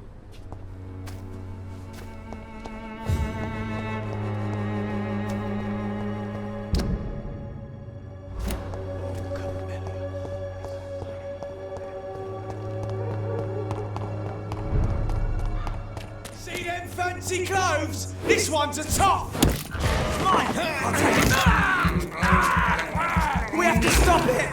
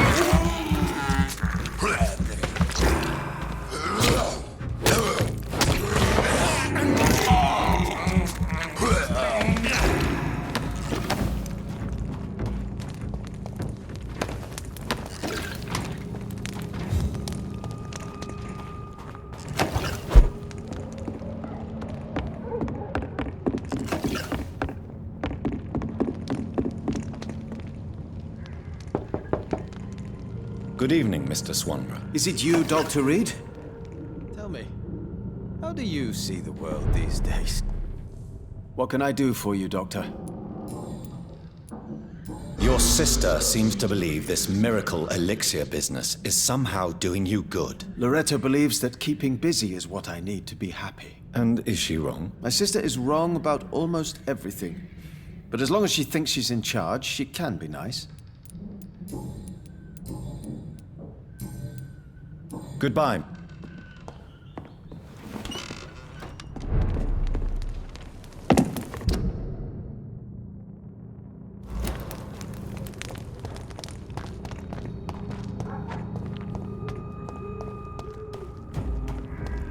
This is no place for you, sir. Burn it, boys!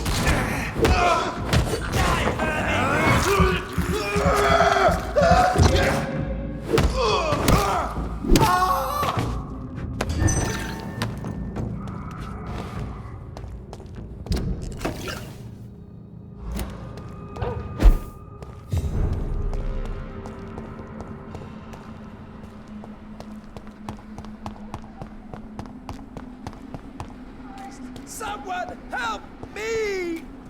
Abomination!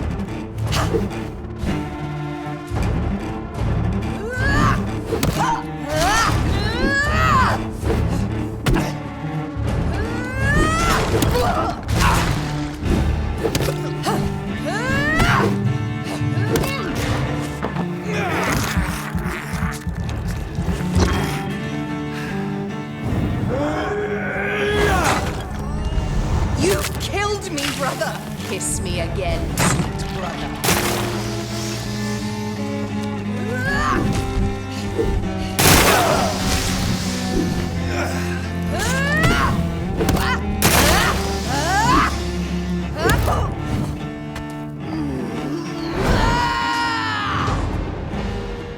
You've burned away Nurse Crane's mind. You're a monster! What have you done? Kill him. Revel in your true nature.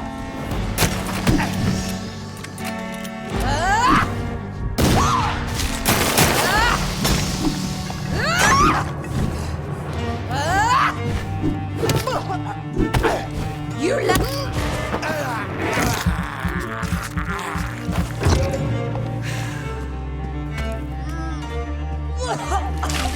Come to me, Jonathan.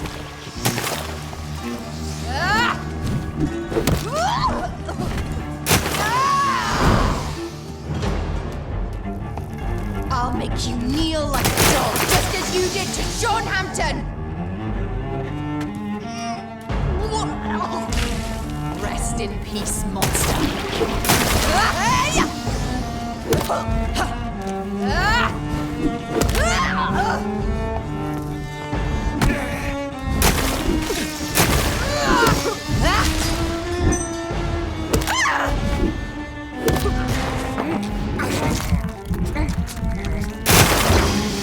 Assassin!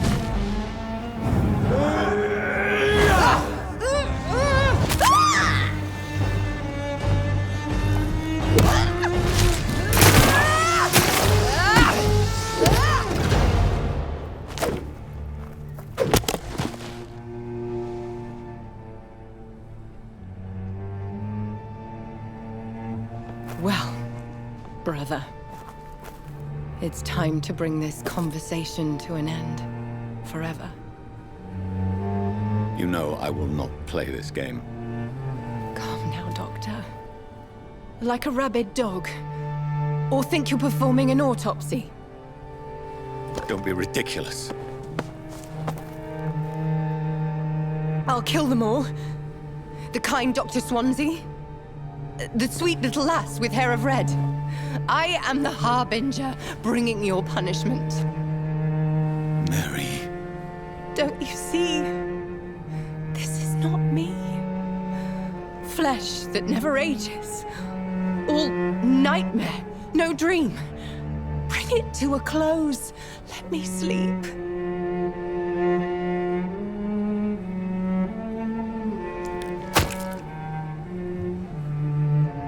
I will find a cure, Mary.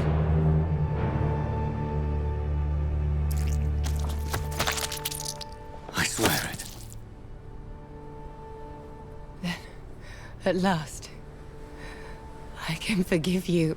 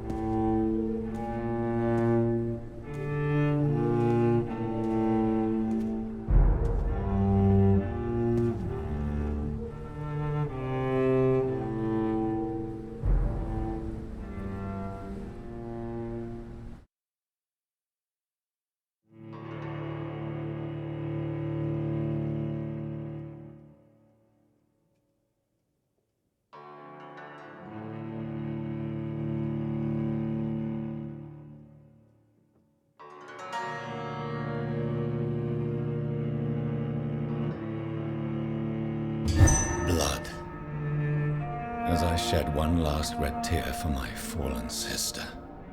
I realize the entire world now revolves around this singular word. The epidemic that has stricken London is not the Spanish flu. It is transmitted through the blood via violent biting, turning survivors into frenzied immortals. I am Dr. Jonathan Reed. I am a vampire, born anew into an age of death and pestilence. While plotting factions close in around me, I am sworn to find the source of this epidemic. I am convinced greater perils are still to come. I know the answers I seek are hiding in our blood.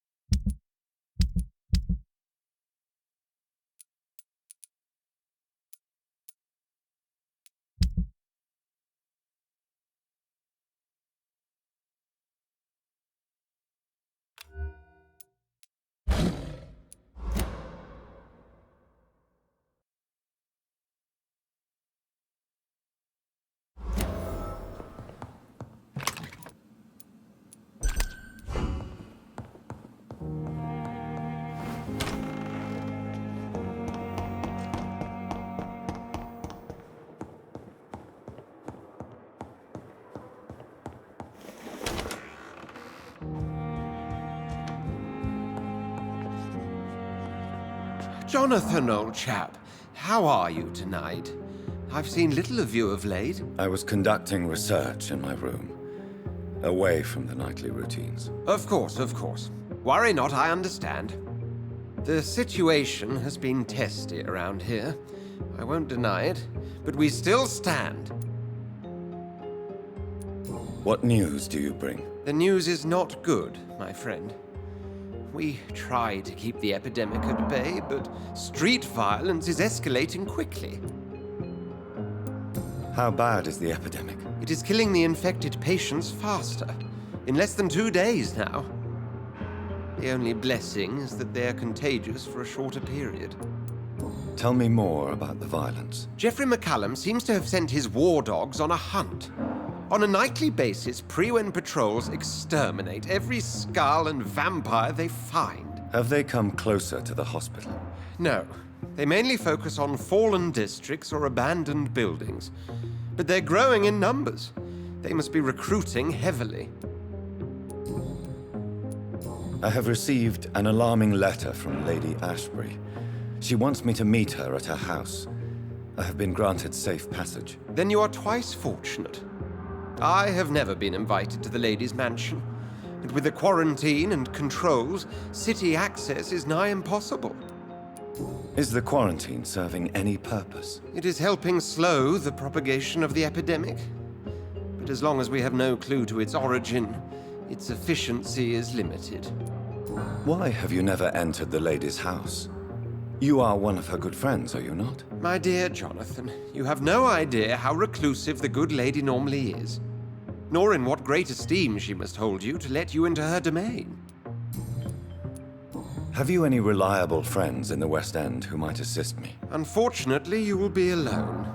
Except for our ravishing red-headed acquaintance, of course. What about the Brotherhood of St. Paul's Stole?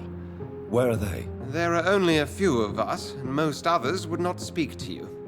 I am the black sheep of our brotherly flock, you know.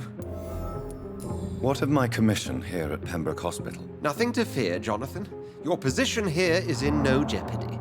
You remain one of us, and you are always most welcome. Thank you, Edgar. We shall speak again later.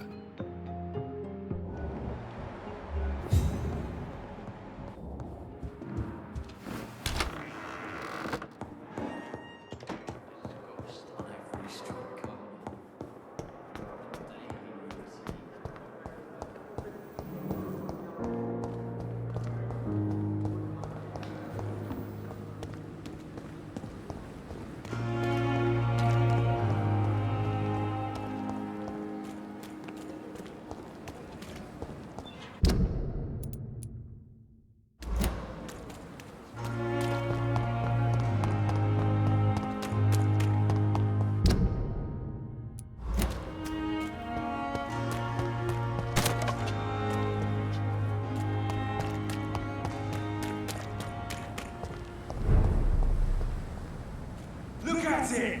Vicious bugger!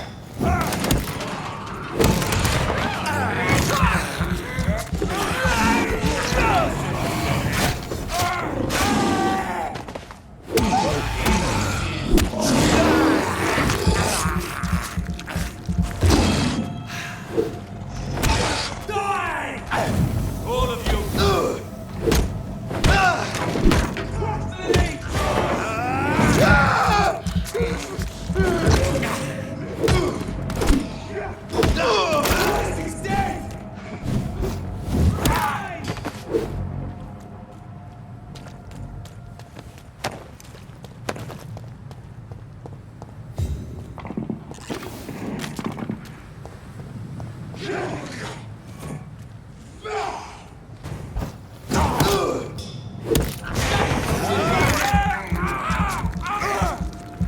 Filthy fucking beast!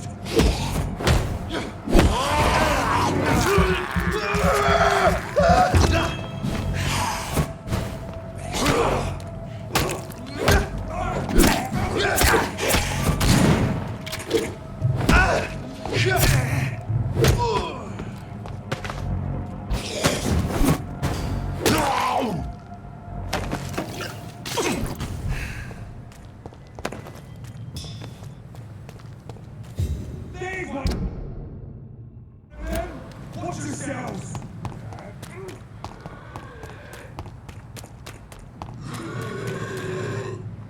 It's one of them! Die, Vermin! No rest for the away with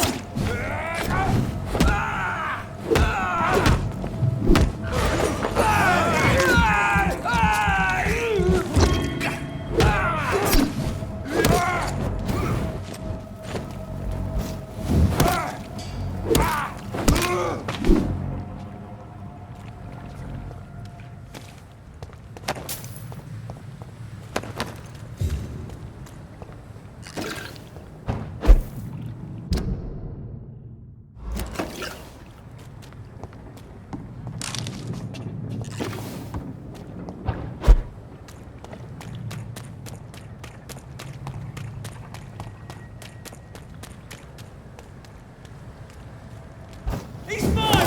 I'll take it! No, God, no! Christ!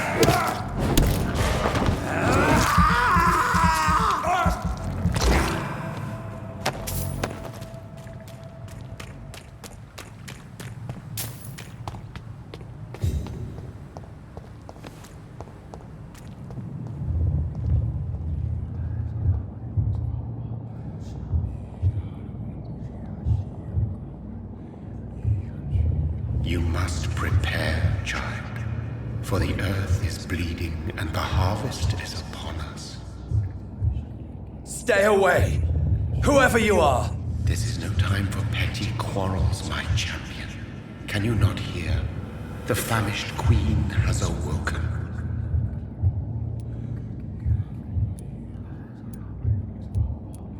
I am not your champion.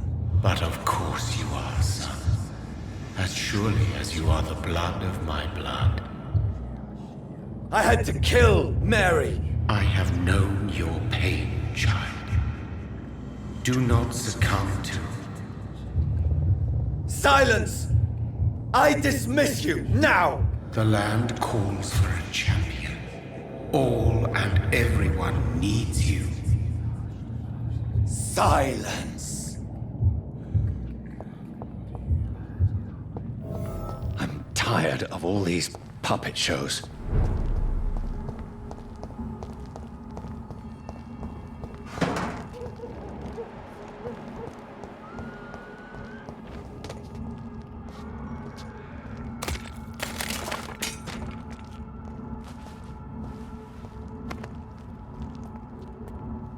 They want war.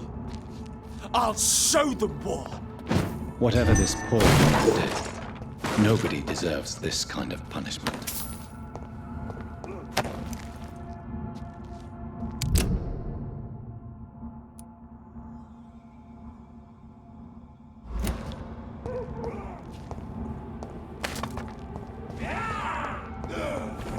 Darkness!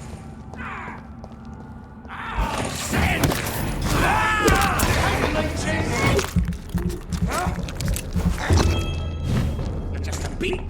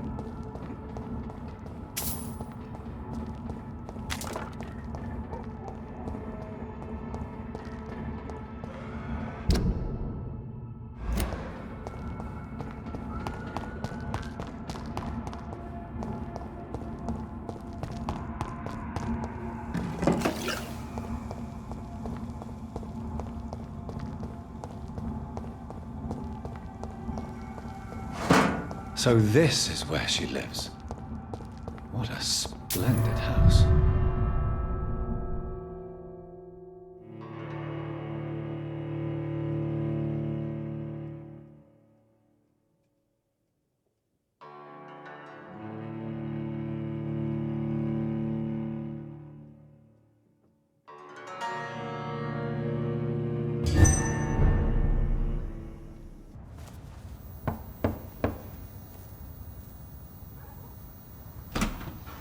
Dr. Reed, welcome.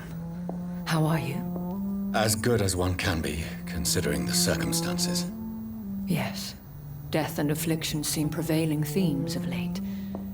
Please, come in. We have much to discuss. I hope I haven't disturbed you. Not at all. Actually, I was counting on you visiting me tonight. How strange, this painting. Beautiful, melancholic, yet with a haunting dignity. Indeed. A long time ago, a friend asked me to paint this for him. But I kept it in the end. I did not know you were a painter, my lady. There are many things you do not know about me, young Ekon. Please, call me Jonathan. Please excuse my behavior, Jonathan. I tend to tease my friends when uneasy. What is bothering you, my lady?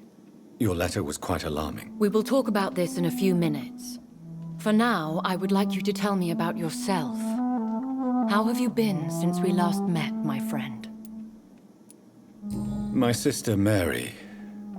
She was made a vampire in the same way I was.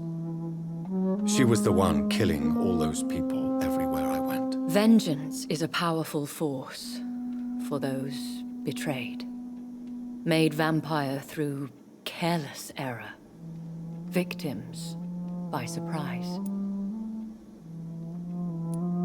In the end, she implored me to put an end to her misery. But still, I felt I had taken her life twice. I am so sorry for my accidental cruelty. Had I known your dear Mary was still alive, I would never have sent you to pray for her soul in that church. There is no need to apologize, my lady. Your words have been most helpful in these difficult times. Thank you, my friend. If only we could have guided your poor sister through her terrible nightmare. I swear I did not intend that. If only I had known then how vampires are created. That is the scientist speaking. In truth, most of us do not know how it really works. Personally, I make sure my prey will not return to haunt me. What do you mean? I am merciless, Jonathan. I only feed on the dying, and I make sure they are dead before leaving their remains. I came to the conclusion that my maker, whoever he might be, must be a powerful vampire. Certainly extremely old. How have you reached this conclusion? He is the only immortal I've seen appear in an ethereal form. His voice, his words seemed ancient. It was disturbing. I am afraid you are right. The simple fact that your blood made Mary such a strong Ekon proves that you must be of ancient lineage. I felt this power, radiating like an aura every time he appeared. Most ancestral vampires of England were killed by the Guard of Priwen half a century ago. I wonder who your maker could be. You have no idea who he could be? Some of the ancient ones fled England. Some may still be in hiding. All I know is you, my friend, are a pawn in some secret and obscure game of chess. I think I should ask the questions, your ladyship. After all, it was you who invited me to settle this most urgent of matters. Fair enough, Jonathan. The situation is critical. We do not have the luxury for etiquette. Please do not misunderstand me.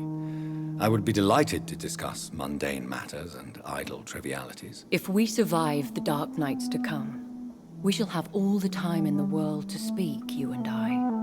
For now, Please follow me, Jonathan. I must say, your house is exquisite. One of the advantages of living forever is having the time to be selective with one's furnishings. I took the liberty of having tea served. You can still drink tea. Can't keep it down, but I do so enjoy the aroma. Let us toast to make-believe. And of course, to your health, Jonathan. And to yours, my lady.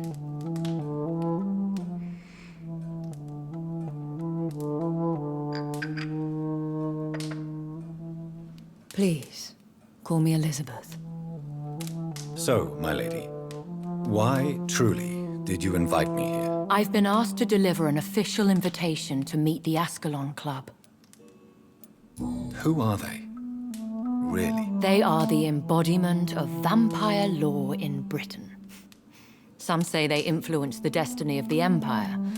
Some believe they merely protect it. How many are they? Only a small number of powerful and deceitful immortals. All of them entangled in a sticky web of shadow cabinets, influencing trade. Will they fight the guard of Priwen? I doubt it. Fergal was Lord Redgrave's executioner forever and a day. By defeating that beast, you deprived them of a powerful weapon. Why use you to contact me? Because they know we are close. The Ascalon Club has many spies. Their main occupation is gathering information and then deciding how to use it. Have they threatened you in any way? Not at all. Their message surprised me at first, but it is only logical, considering the critical situation in London. Why not ask for your help? Since you are obviously a powerful and influential immortal yourself. You have to understand that I am invisible to the eyes of Ascalon, for I am a woman. That suits me well, as long as they leave me alone. Should I trust them? Of course not. Do not misunderstand me. They can be very useful, but I believe their long-term goals differ from yours. Why meet them then? Because nothing truly important can be achieved in this city without their consent. They could be powerful allies in this current situation. Should I lie to them? We all lie, Jonathan. It falls to you to choose your behavior. The most important rule is to show them due respect. They have done nothing but impede my investigations since I became known to them. Why would they want to see me now? I guess they now see you as Ascalon material. They must have found out what happened to your sister. Proof of the potent blood flowing through your veins. I'm not sure I can accept their invitation. I have seen their handiwork. How Fergal the Beast imposed the club's law. You have no choice, Jonathan. Even I would not openly defy Lord Redgrave, the chairman of the Ascalon Club. What can you tell me about Lord Redgrave? Who is he? Lord Redgrave is the founder and chairman of the Ascalon Club. Most mortals know him as the Earl of Bristol. He is rich and extremely influential. Have you met him? Only on rare occasions, for he never goes outside the club. And women are not awarded membership, even immortals. How old is he? How long has he been a vampire? Lord Redgrave claims to be the progeny of William Marshall, the most valiant knight who ever lived. If that is true, he could be very old. How powerful is his reach? The Ascalon Club may be the most influential secret society in England. Not all its members are immortals, but they are all very powerful. They are not all immortals. How is that? The club is mainly comprised of political figures who seek the safety and expansion of the Empire. The most loyal are awarded immortality. Any familiar or famous names? As the richest, most relentless British tycoon, Aloysius Dawson is considered ideal Ascalon material and has been watched for years. If you are convinced I must meet him, I will heed your advice. Thank you, Jonathan. I understand your reluctance to brush shoulders with London's vampire elite. But we have no choice. Is the situation that critical? Yes. The Guard of Prewen has called for a second great hunt of our kind. And they will stop at nothing to eliminate us. Will the Guard of Prewen and the Ascalon Club fight each other? I doubt it. If Prewen really launched a great hunt, I think most of the Ekons I know would flee the country to escape the bloodbath. Should we fight back? I will not be hunted down like an animal again. I admire your courage, Jonathan. But the best way to fight them is to put an end to the epidemic. This is the only way to clear the air. I think I saw them kill an Ekon on the way to your house. They seem to have a list with names. To launch another great hunt, they must have collected intelligence on vampire identities and whereabouts. They are a resourceful lot. What is a great hunt? The first great hunt was launched about 75 years ago. In just a few nights, the Guard of Prewen located and destroyed most of the old British vampires.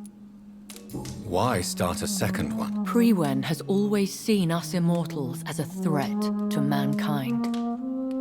My guess is they suspect one or more of us as the cause of the epidemic.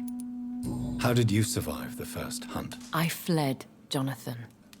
Like most vampires who survived that slaughter. And I secretly came back when I was sure they had lost my trail. You should flee then. Leave London, the country even. I have seen the Guard in action. They are merciless. Your concern warms my heart, Jonathan. But fear not. If the situation gets too dangerous, I shall retreat to my secret Scottish manor. I could hide you in my luggage, if you wish. Thank you for the offer. I shall keep it in mind, but I have much to do here. There is a question I must ask you. Could Lord Redgrave be my maker? I doubt it. If Lord Redgrave had made you his progeny, he would not have seemed so surprised when you demonstrated the strength of your lineage. What is the plan? The plan is we both try to save this city, you and I. Go to Ascalon, accept their proposition, and use their influence to promote your agenda. How can I save London? The epidemic is the priority. You must find its origin and put an end to it. This is the best way to solve the crisis. What will you do? I still have contacts and old friends in this town. I shall make some inquiries and attempt to learn more of the situation. We need clarity. Will I ever discover the identity of my maker? Maybe not, Jonathan. We know for sure you were made by a powerful vampire, but most of those fled England long ago. Please forgive my bluntness, but I have to ask. Was it you? Did you make me? Oh, Jonathan. I know you shall always have a gnawing doubt about who made you an immortal, but I swear, I had nothing to do with it. You have no idea at all? You seem to know so many things about the secrets of the vampire underworld. Even if I had my suspicions, I would not dare give you a name so soon. All I can say is this. I will make inquiries and keep you informed. One day soon, I will have to find the answer to this mystery. And I shall help you in your research, I promise. For now, you must go to the Ascalon Club and play their game. Will I see you again at the Pembroke Hospital? No, you will find me here if you need me. I shall conduct inquiries alone, and we can then share our discoveries. Will you not visit Pembroke again? No. I must remain discreet and avoid attracting attention to Pembroke Hospital for the time being. But how will you sustain yourself? I shall not, Jonathan. Fear not. I'm used to it. When will we meet again? As soon as you meet Lord Redgrave, I suppose. Fear not, my dear. I shall only be a heart's beat away. I want to thank you for all your support and your help, my lady. Could you do me a last great favor and call me Elizabeth? I should be honored, my lady. Then it is settled. Finally, some good news in these dark hours. Thank you. I appreciate the advice. I had best prepare myself to meet this Lord Redgrave now. How thrilling to meet the Earl of Bristol in the flesh, so to speak. Something tells me you're not very keen on the man. Don't get me wrong. The gentlemen of the Ascalon Club are honorable, but their attitude and opinions are somewhat antiquated. I see.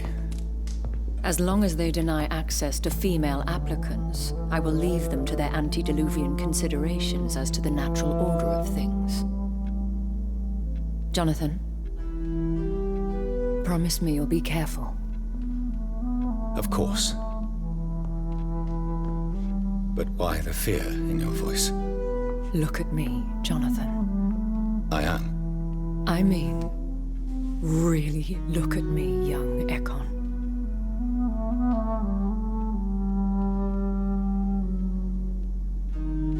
We may be deceptive by nature, but this heart of mine has always told the truth.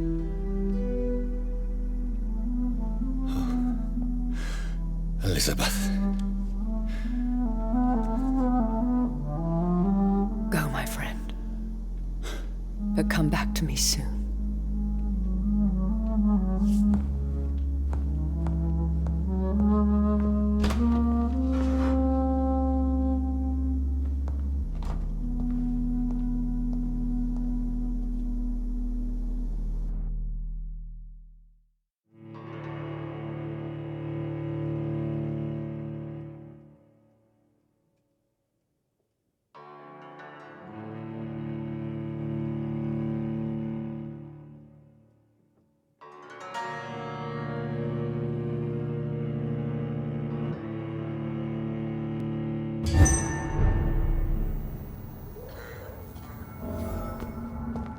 So, time to visit the Ascalon Club.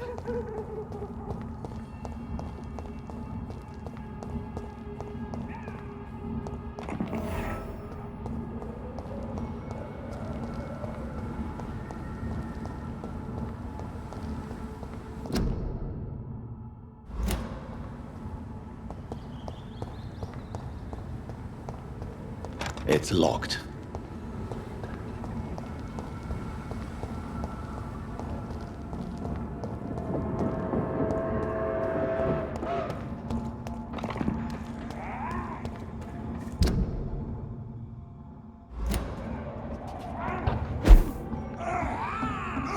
He's done for!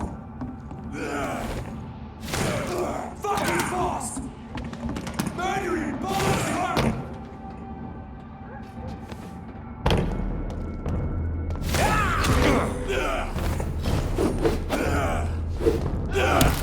I'll turn you to dust!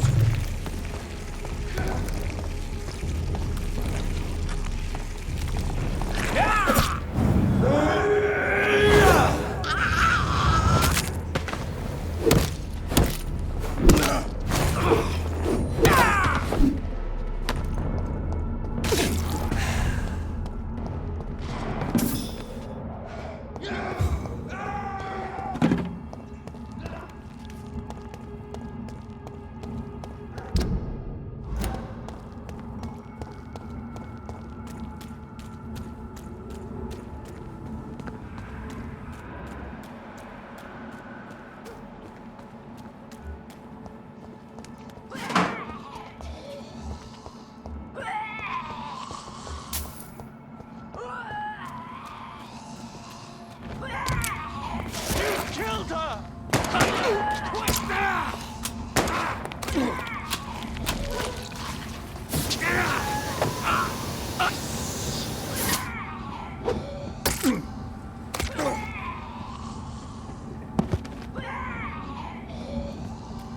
Recognize him?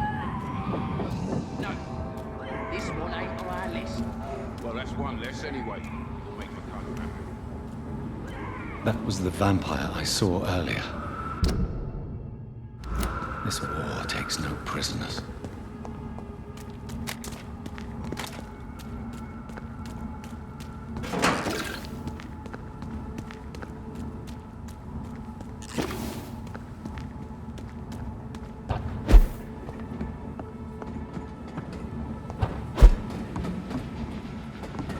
It's locked, all right.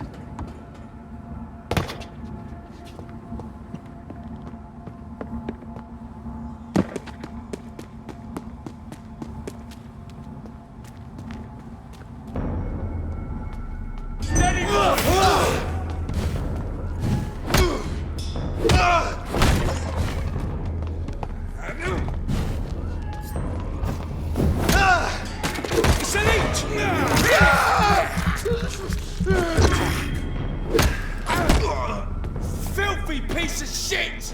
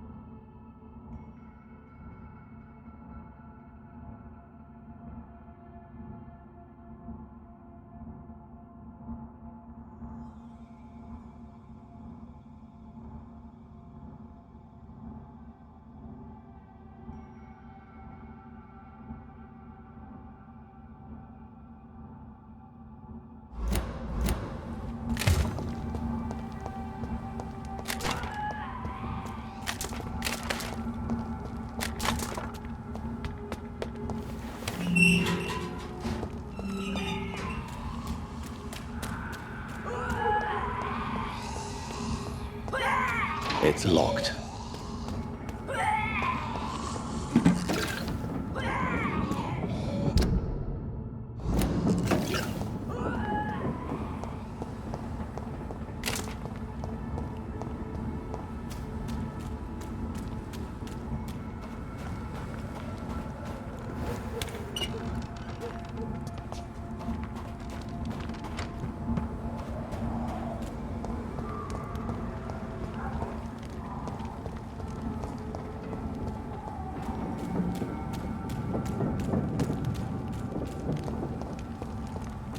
The West End. Never had I felt so sad to be back home.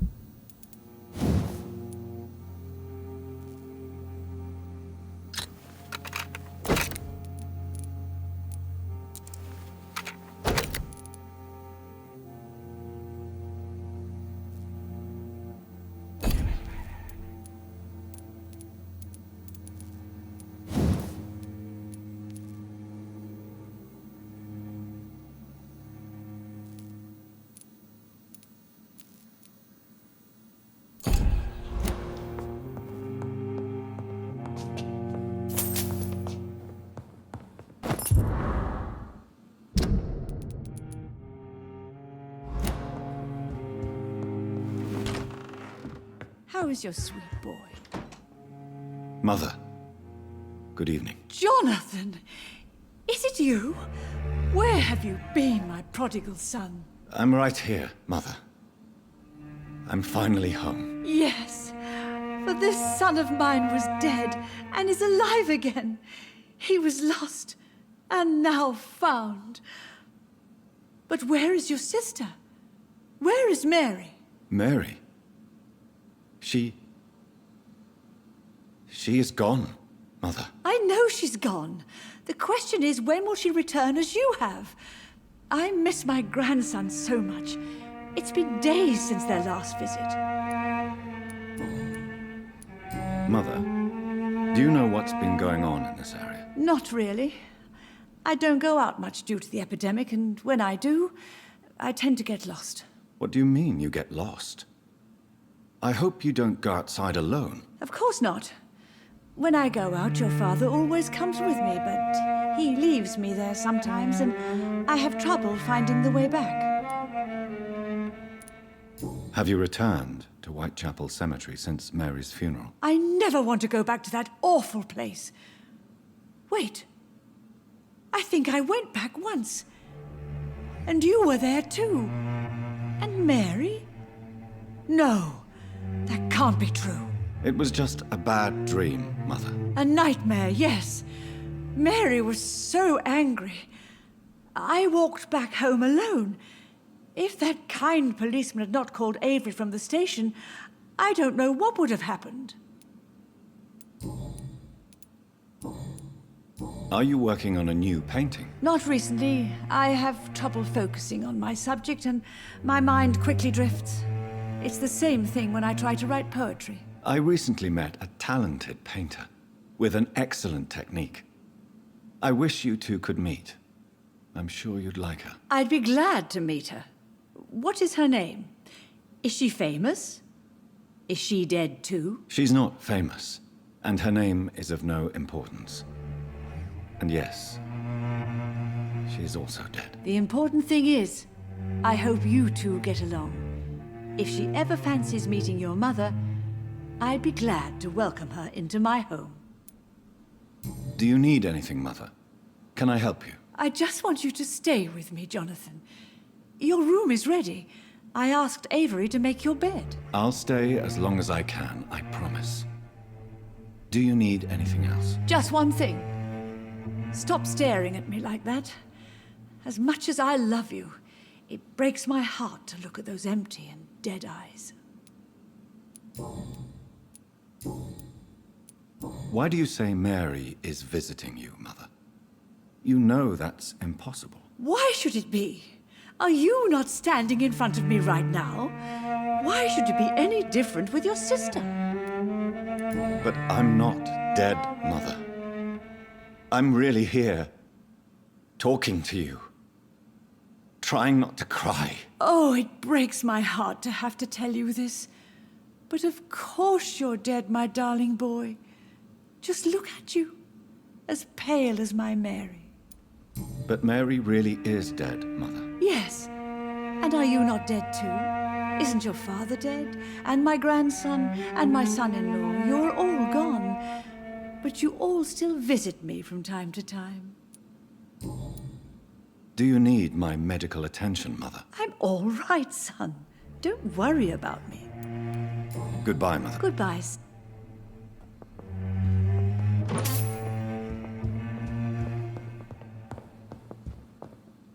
Hello again, Mother. John.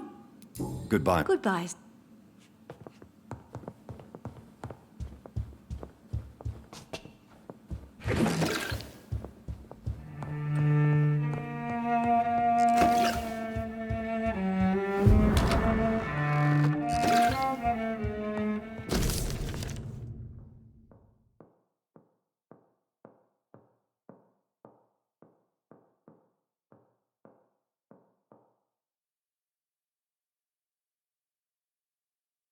Yes, Jonathan? Spending next summer in France? Absolutely. Why not?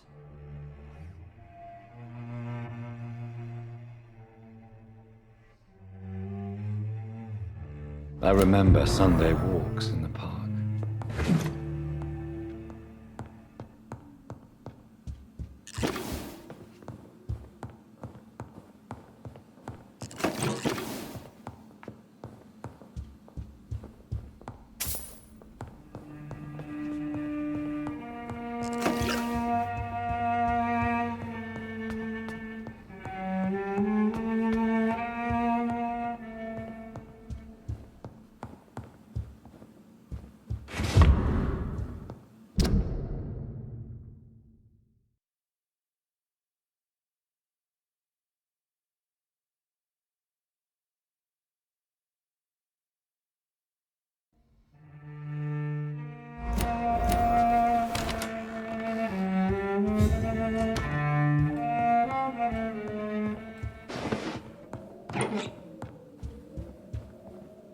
Good evening, Avery. Mr. Jonathan? I can't believe my own eyes. Oh, it's a miracle. We all thought you were... Oh, sir, your poor sister. What a tragedy. I know, Avery. I know about my sister's murder. Miss Reed expected you to return to assist with the funeral, right up until the last minute. Where have you been, Mr. Jonathan? We needed you here. Tell me the truth, Avery. Do you feel forced to stay here? Would you leave this house without the arrangement made by my father? No, sir. I have nowhere else to go. And I promised your father I'd take care of his family as long as I lived. This house is dead, Avery. There is a curse on this family. You really should consider leaving. If only you could have been here sooner or more often. Maybe this house would not be that empty.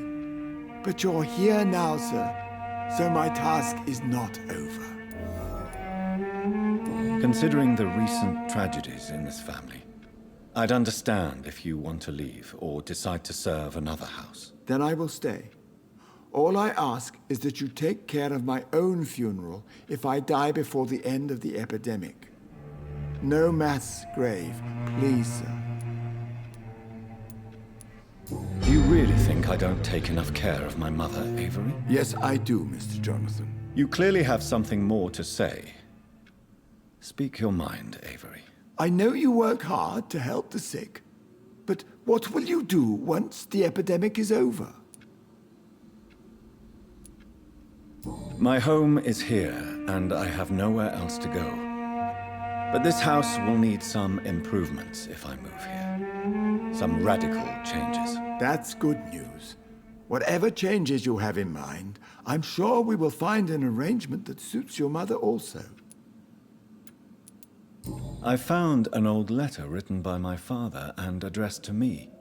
Do you know anything about it, Avery? Your father wanted me to give you this letter for your 35th birthday, but you left for the war, and the letter remained in his office until tonight. I realize now you knew my father better than I did. Do you know why he left, Avery? Did he ever speak to you about his departure? No, sir. Mr. Reed was not exactly forthcoming. Perhaps this letter will give you the information you require. How is my mother? Not well, I'm afraid, sir. Miss Reed is very fragile since the police brought her back home. The police? What happened? Miss Reed was found walking in the streets. She kept saying she had spoken with her son and daughter. She's resting now. Has she received appropriate medical care? I'm taking care of Miss Reed myself. Hospitals are so overwhelmed by the epidemic that they can only accept patients infected by influenza. Perhaps we could arrange a short trip. Somewhere sunny, like France. She has always been very fond of France.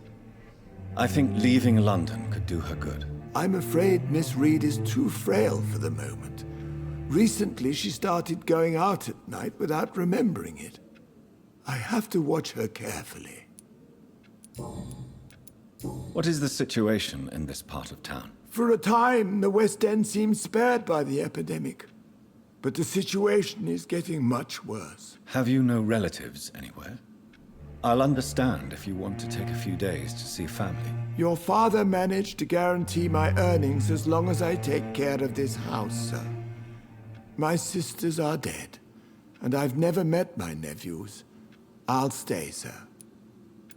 I'm sorry I could not be here for Mary's funeral. Your mother was strong, sir, but your support would have been appreciated. Apart from the priest and I, no one else attended your sister's funeral. To be present at the funeral with you both was my dearest wish, Avery. But I am sorry, I simply could not attend. I would not dare to question your absence, Mr. Jonathan. All I can say is that we missed you a great deal during these difficult days. Do you need medical attention, Avery? Thank you, but I'm all right, sir. Goodbye, Avery. Of course.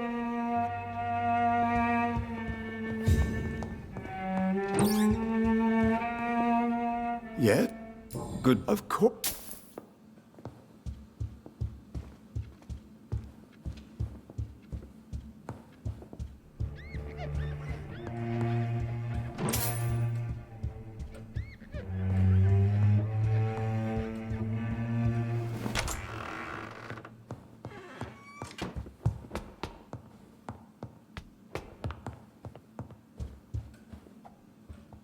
Hello again, Mother. Jonathan!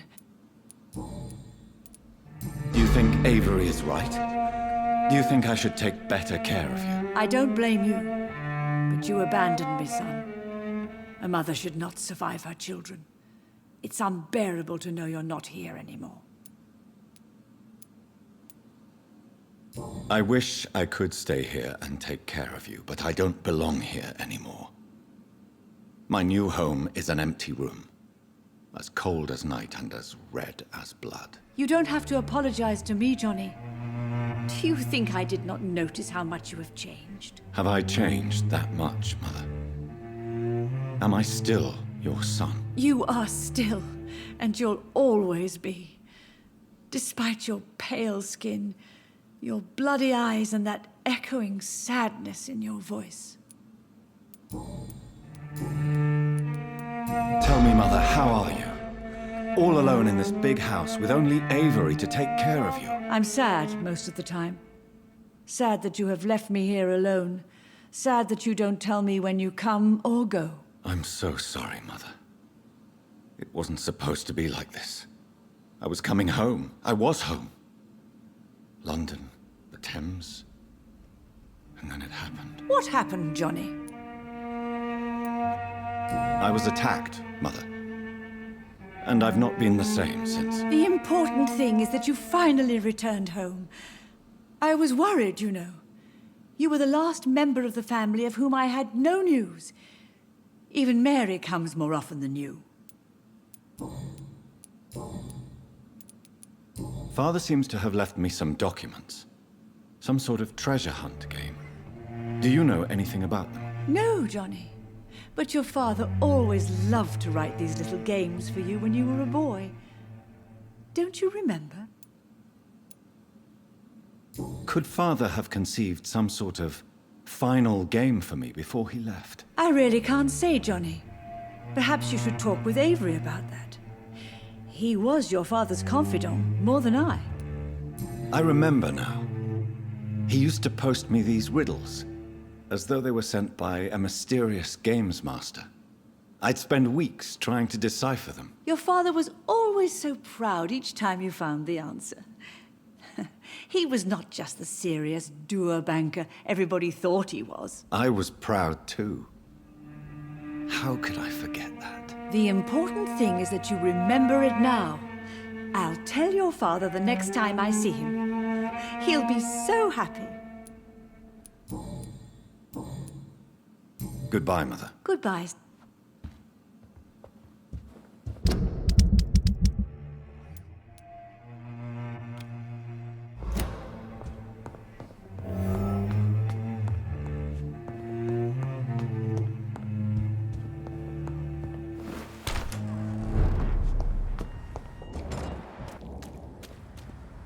Good evening, miss. Oh my God, no. Please, Mr. Vampire, don't kill me. Please, no. I'm too young to die. I still have so much to offer this world. Wait, no. Why do you think I would... What? Don't worry, Dr. Reed. I know you wouldn't harm me. Mother told me you were in this part of town and might drop by. Your mother? My name is Charlotte, sir. Charlotte Ashbury. My mother taught me long ago how to recognize the signs that betray a vampire. I understand she also taught you how to tease and gently mock innocent young Ekons. It's a pleasure to meet you, Miss Charlotte. What do you think about this part of town? I was raised here, and I suppose it feels like home. You grew up in this part of town too, did you not? Yes, I was born a few streets away. A small world, is it not? Did you ever imagine that my mother was your neighbor all that time? That you could have met her in a dark alley at night? You won't trick me twice, young lady. We both know Lady Ashbury never hunts or attacks prey at random. Come on, Doctor. Don't tell me you never thought about that possibility. Her fangs on your neck. Oh, are you blushing, Dr. Reed? Is there something that's bothering you? Too much selfishness and individualism for my taste. Even when there was no epidemic. Even if that's partly true, may I remind you that many charitable institutions are financed by the selfish and filthy rich. I suppose you're right. But society must reform and renew itself, or we are all done for.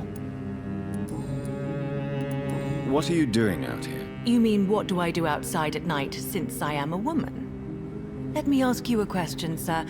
Would you ask the same question of a man? Actually, yes. I ask the same question to everyone who dares to go outside at night, considering the risks. Well, if you must know, I campaign for the right to vote for all women. Why should I wait to the age of 30 years when men can vote at 21? Are you a suffragette, then? Oh, you really are Elizabeth's girl. Without a doubt. All adult women have the right to vote in the US, in New Zealand, and in Australia. But women here can't vote unless they are property owners. No need to convince me, Miss Charlotte. I have shared your opinion for a long time. Even before I met Emmeline Pankhurst. Really?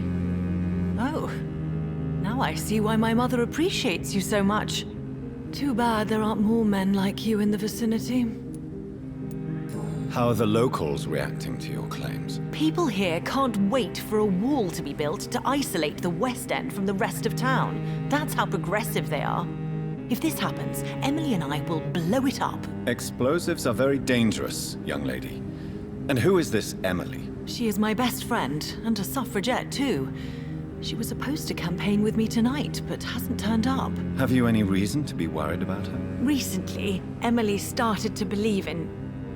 well, she got interested in vampires. I'm afraid she might be in trouble. Let me guess. You spoke to her about us, didn't you? Despite your mother's warning. I think I should try to find your friend. Oh, that would be top-notch.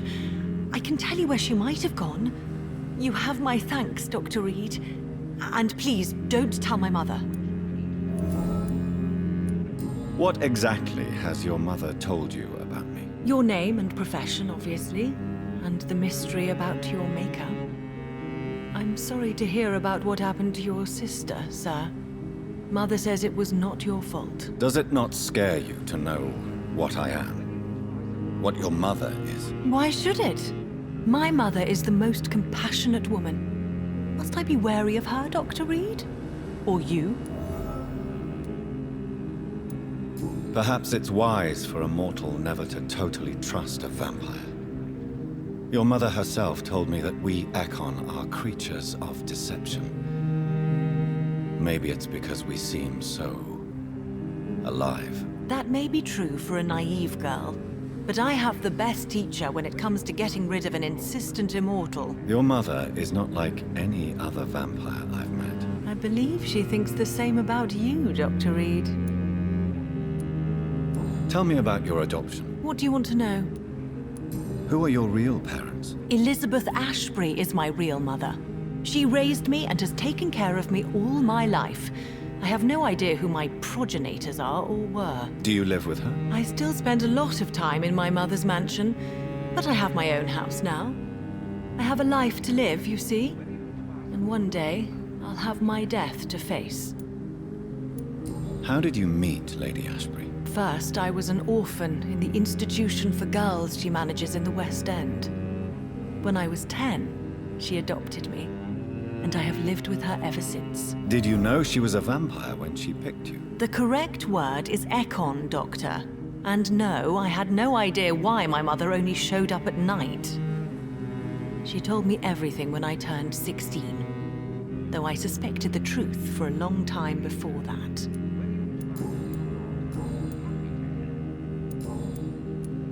Do you know why Lady Ashbury chose you to become her daughter? No, I don't.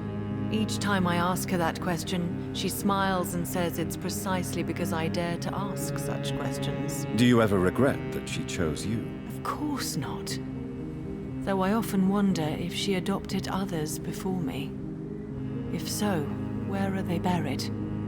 How was it for them to pass through life with a never-aging mother?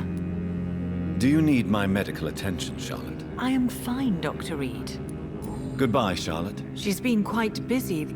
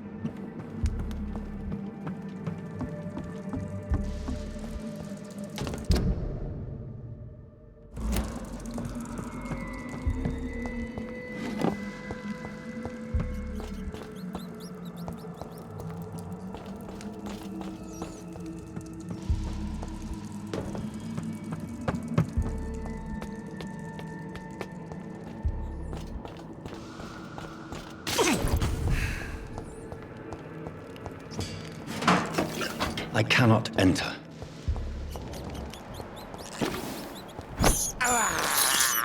This is despicable. Give me your blood!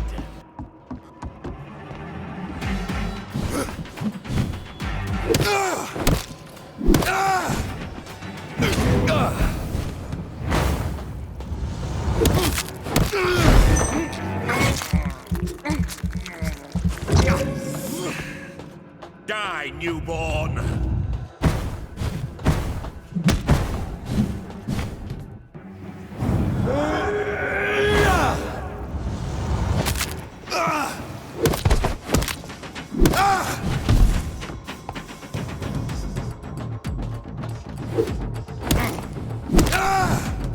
I will crush you!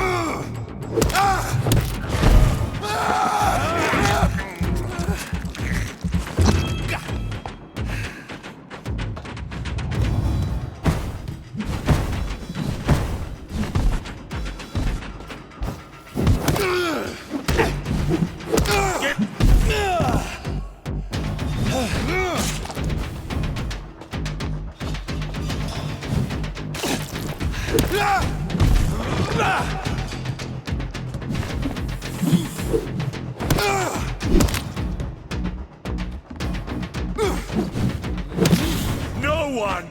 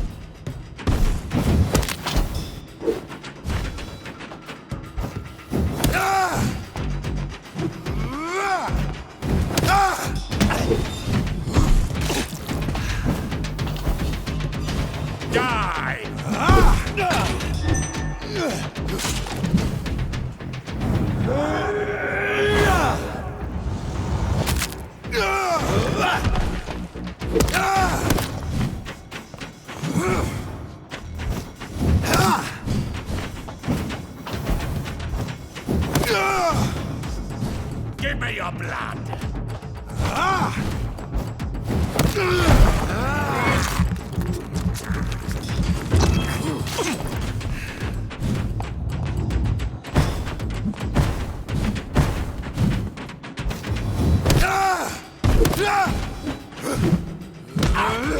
I will crush!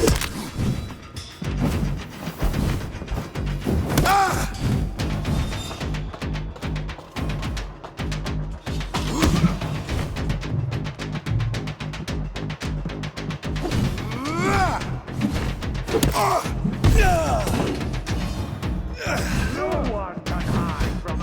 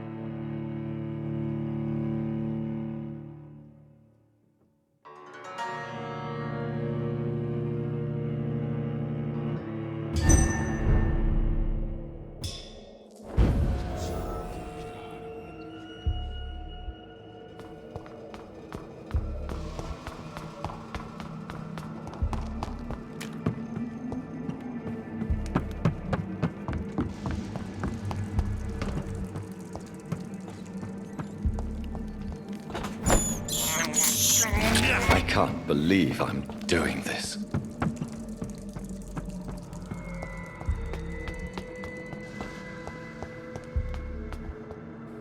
Foolish Ekon!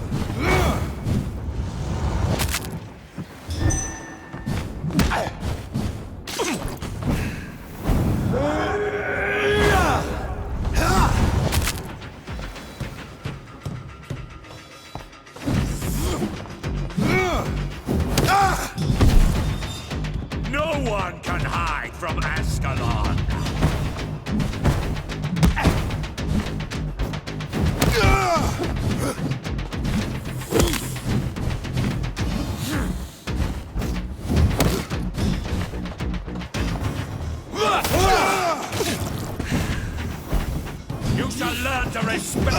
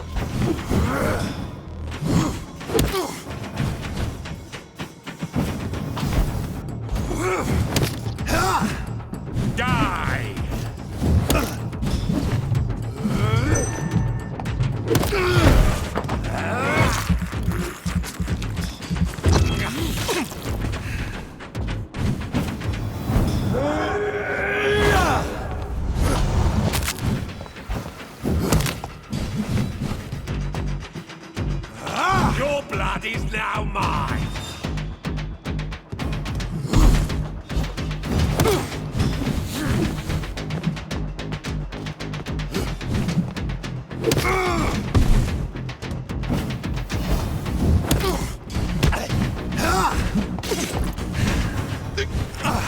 Kneel, traitor!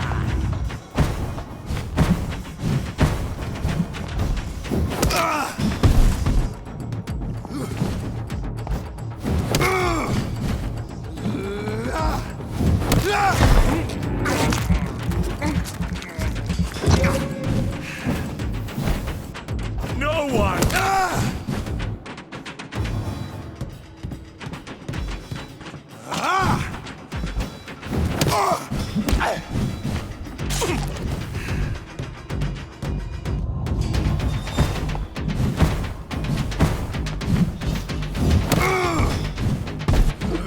Your blood is...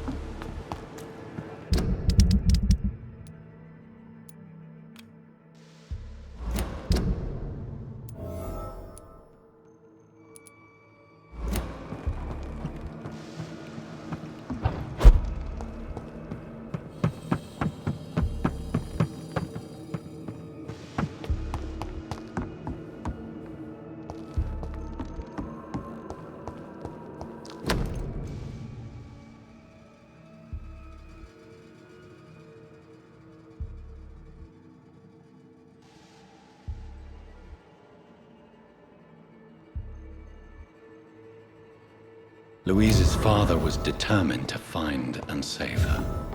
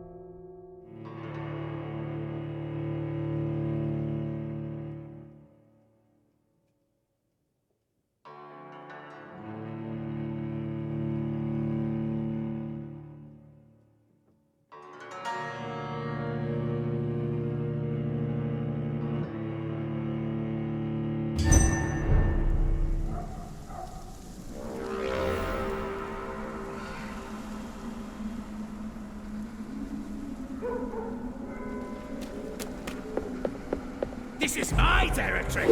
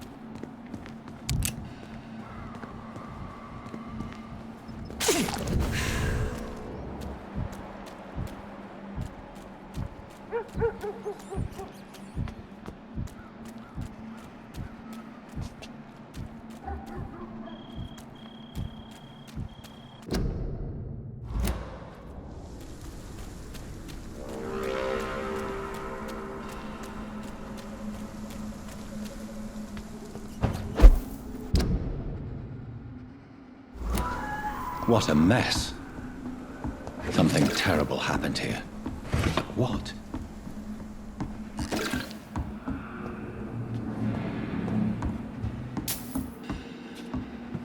There has been a fight here.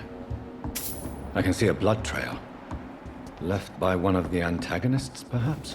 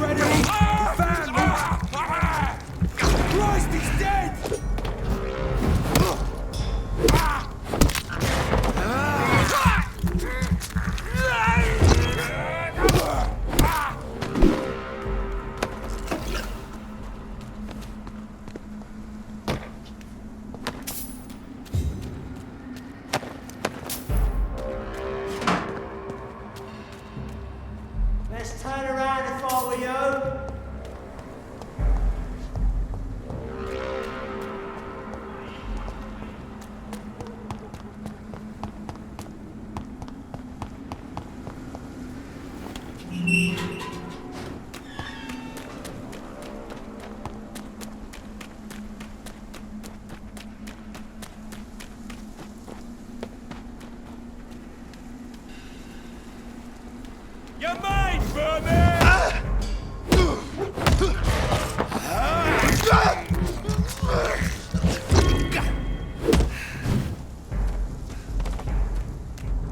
You! Get me the grip! I hate leeches.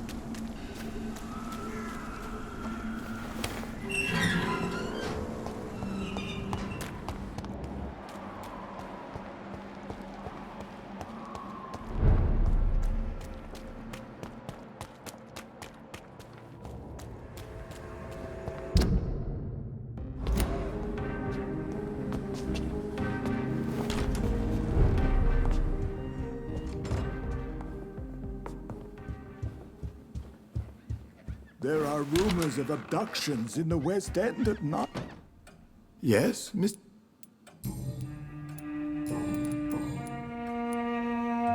I found an old letter written by my father. Your father wanted me... I realize now, you knew... No, sir.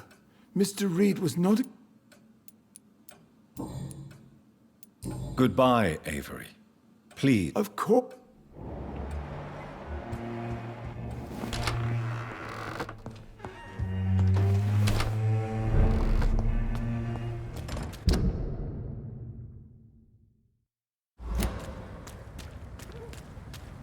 The Ascalon Club.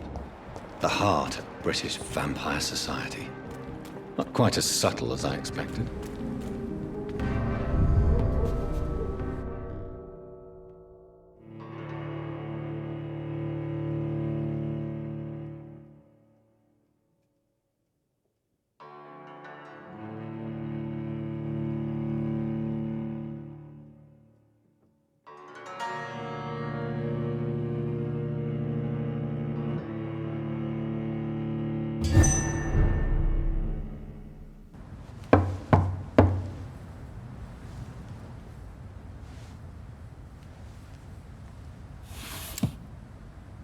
Do you know where you are standing right now?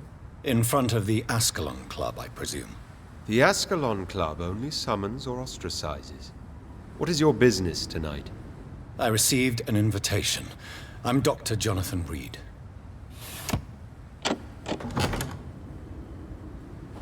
Welcome to the Ascalon Club, then, Dr. Reed. Please proceed.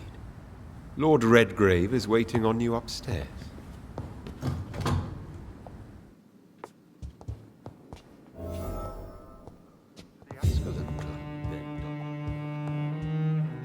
There has been quite a battle here.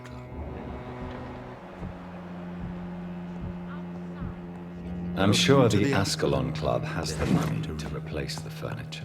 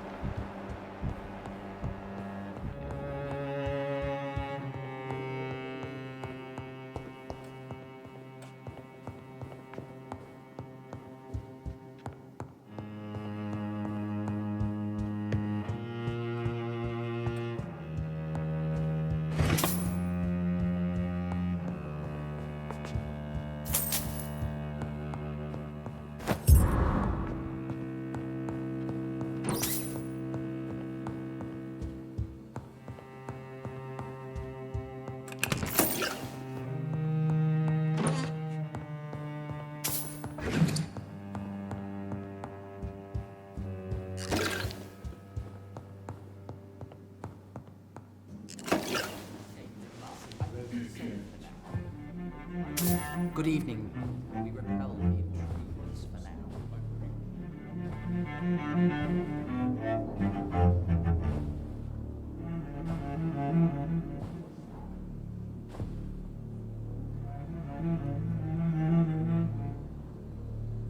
My good friends, if I may have your attention.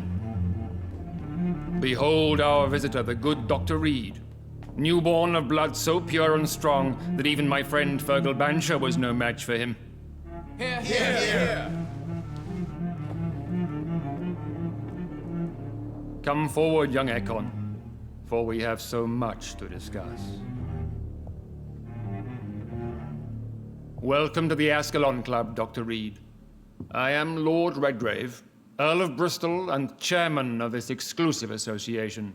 Lord Redgrave. At last we meet.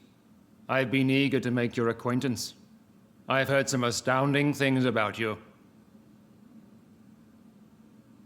Please accept my condolences for your loss, Dr. Reed. Thank you, my lord. Lady Ashbury expressed your wish to meet me. Yes. The lady has always been a useful acquaintance, though not always reliable. Is she a good friend of yours? She's a close friend, and I'm honored that she feels the same about me. The centuries have taught me never to trust a woman completely, especially if she is a mortal. Too prone to emotions, if you ask me.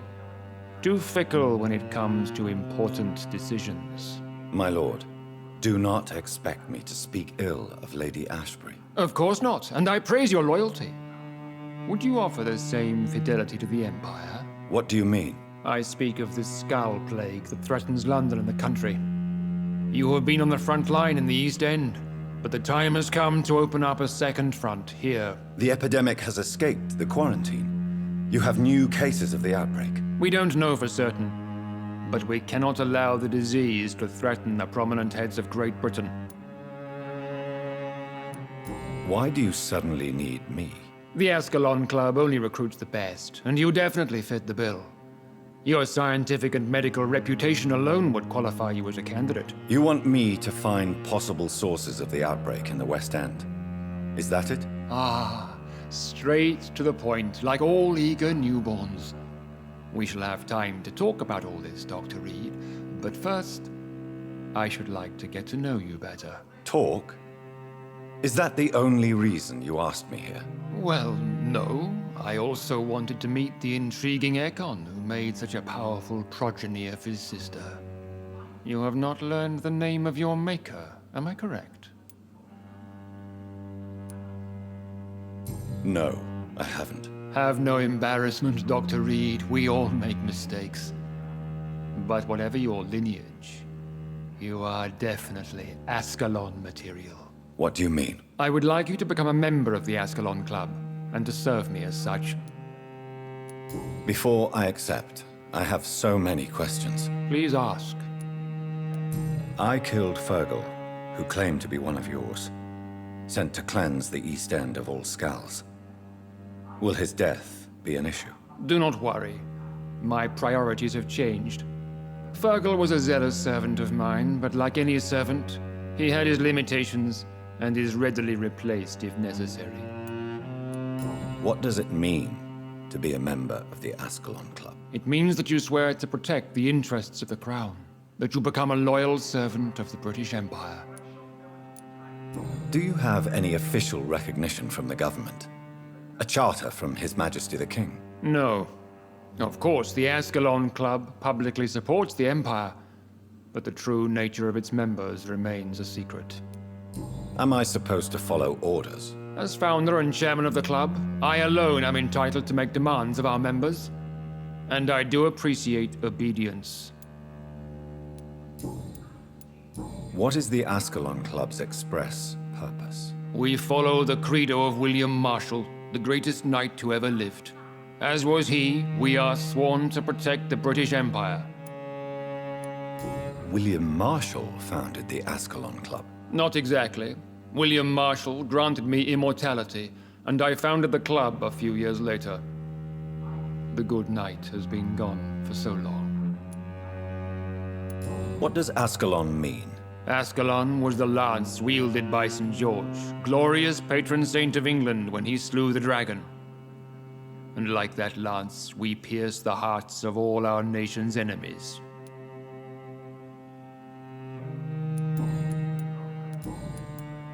I agree to join the club. This is good news. Good news indeed in these crucial times. Let's inform the Assembly formally and proceed with your initiation. My initiation? Fear not. Nothing fancy nor dangerous. It is just that we, the members of Ascalon, believe that tradition and custom are the backbone of this country.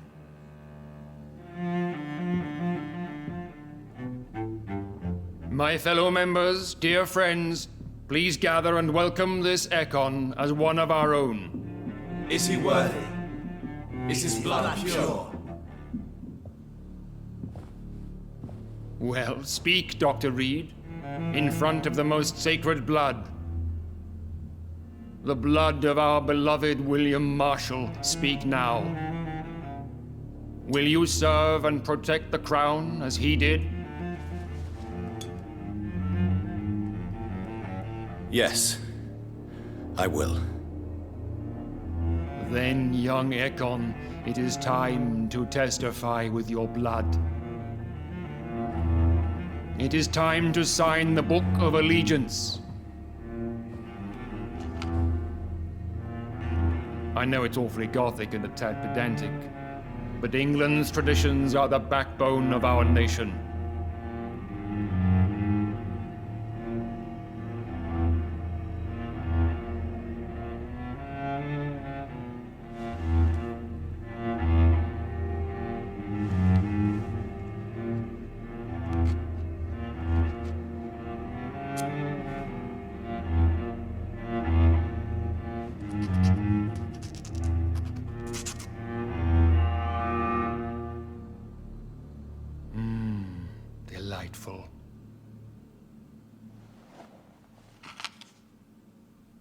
Welcome to the Ascalon Club, Dr. Reed. Take your place among the bearers of the lance. One of us! One of us!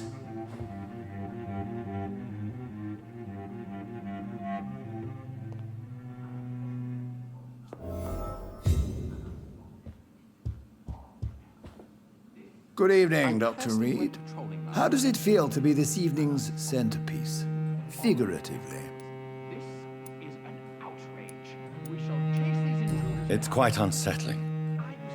As a doctor, I am more used to being the observer than the subject observed. Do not be alarmed. The Ascalon Club has a tried and tested policy for choosing its initiates. May I ask who you are, sir? Why would you be interested? Well, as you seem to be the only man in the room with a beating heart, you draw quite a bit of attention yourself. Ah, vampire senses never cease to fascinate me. They dwarf those of mere mortals. I am Aloysius Dawson, by the way. Are you a member of the club? Yes, I am. And I have been for many years. And will be until the day I die. What can you tell me about it? It's not really my place to give you such information. I am merely a mortal member, and a dying one at that. Are you sick? Personally, I consider my advancing years are a sickness in itself. My body is slowly abandoning me, Dr. Reed. Are you not afraid? You are surrounded by vampires. Sir, it's for that very reason that I joined the club in the first place. Is not the nature of this club a secret shared by only a privileged few? My dear Dr. Reed, I have spent years and a fortune precisely to gather that kind of information. So you asked for membership? I have been a member of many clubs in many countries. But I must admit, this one is my favorite. What can you tell me about Lord Redgrave? I would not dare speak of our chairman without his consent. Mr. Dawson, of Dawson and Dawson, the wealthiest man in England. It is a pleasure to meet such a prominent figure of London. A withering London figurehead, to be precise. Are you sick, Mr. Dawson? I am a doctor, you know. My case is beyond the scope of traditional medicine.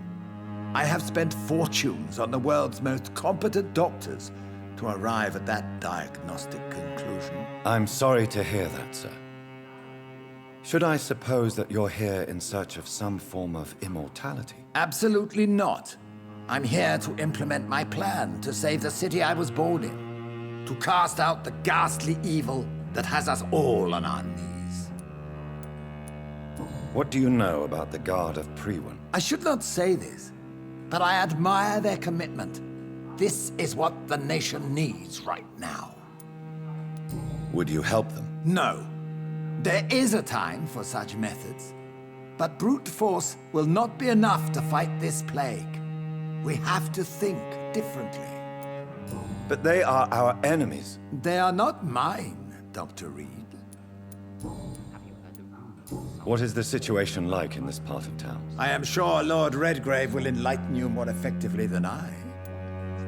Money cannot solve every problem. This mysterious epidemic is going to require more than money can buy. You're right. Money is nothing unless one has the will to wield it. I have a plan, sir. A radical one that will save all that is essential in London. What is your plan, then? Quarantine and barricades are futile. What we need is a wall. A formidable, unscalable wall to isolate the deserving from the infected masses. But that would segregate the rich from the poor, would it not? It would be unjust. Our only course of action must be to save England. And to save England, we have to make sacrifices. Are you not mistaking sacrifice for summary execution? Why do you care?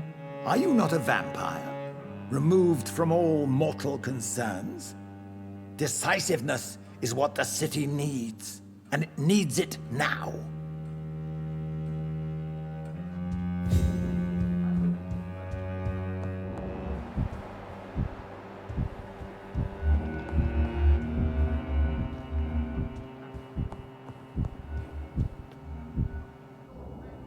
That went well, did it not? It is always useful to bolster the troops' morale, especially before a difficult battle. You have the makings of a general, my lord. I was, though very long ago. Well, not quite a general, but a proud defender of the crown. So why did you really want to meet me? Straight to the point again, young Ekon. All right, let's talk, you and I, Lance Sparrow. I'm listening, my lord. According to my spies, you have worked with Dr. Edgar Swansea on the epidemic, and your findings were quite alarming. Do you know Edgar Swansea? Not personally, but I've been told he has some sort of immortal fetish and is a good friend of yours. Does it bother you that I consider him my good friend? As long as you reveal nothing of the club's inner workings, why should I forbid you engaging in conversation with the good Dr. Swansea? You were spying on me? Not personally. I rarely leave this building. But once he found you, Fergal kept me informed. Until you put an end to his mission. You do know I killed him? Yes. Will you bear ill will towards me for his death? Of course not. Your victory was quite impressive and courageous. You earned my respect. Who was Fergal?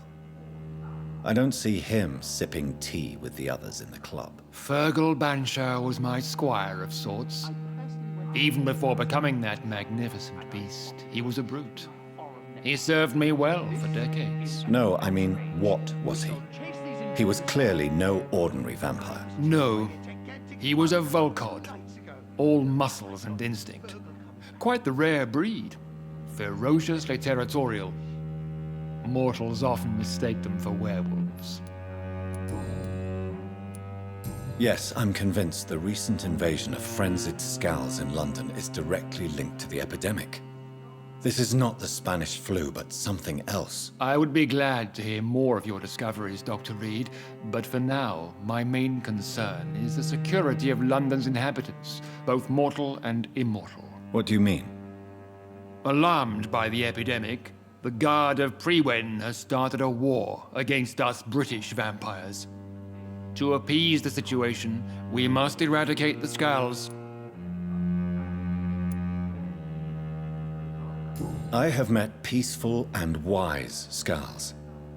To exterminate them means we are no better than vampire hunters. Skulls are hideous, shameful creatures that give all Ekon a bad name. So, what do you want me to do? I want you to investigate the city thoroughly. I have reason to fear there are cases of contagion in this part of town. Our absolute priority is to find and cleanse them. And how would you like me to proceed? By all means necessary, Dr. Reed. You are now a member of the Ascalon Club and you have carte blanche. Interrogate the locals, follow all the leads you find, and get results. Every night coordinating our defenses. Such Lord Redgrave can play with the brave all he wants, but I won't put a foot outside until the Prewen end their hunt.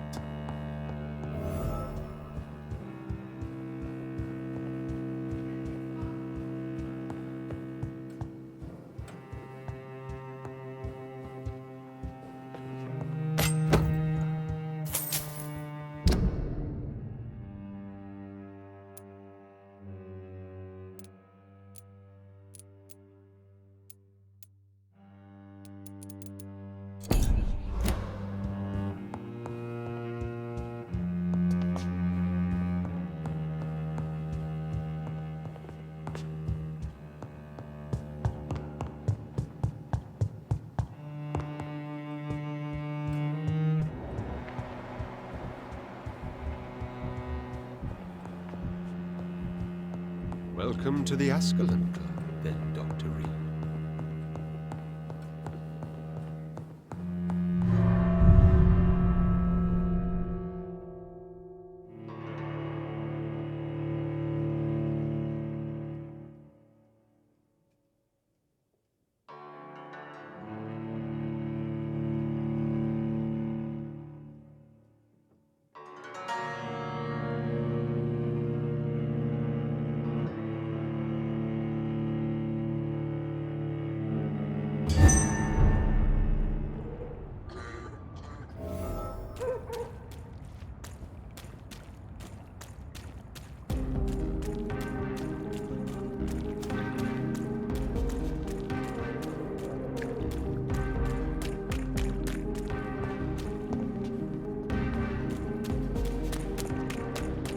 I think Lord Redgrave just suggested I was sired by an ancient vampire.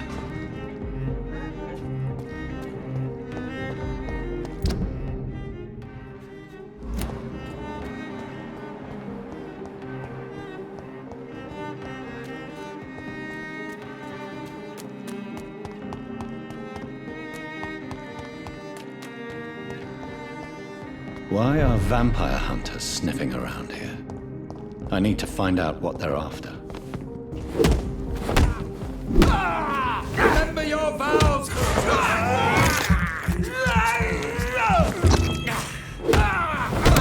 have to stop it! Christ!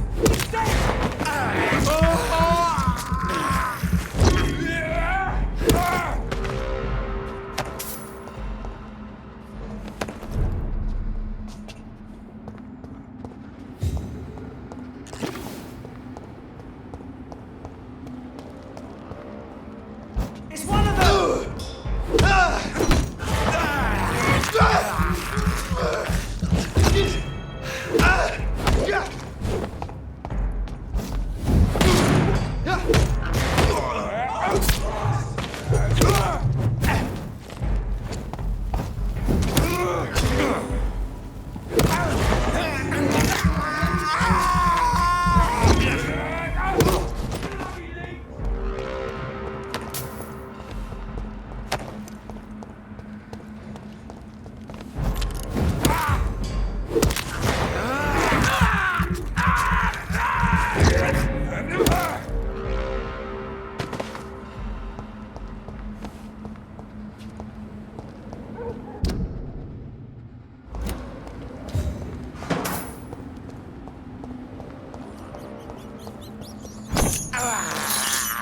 This is despicable.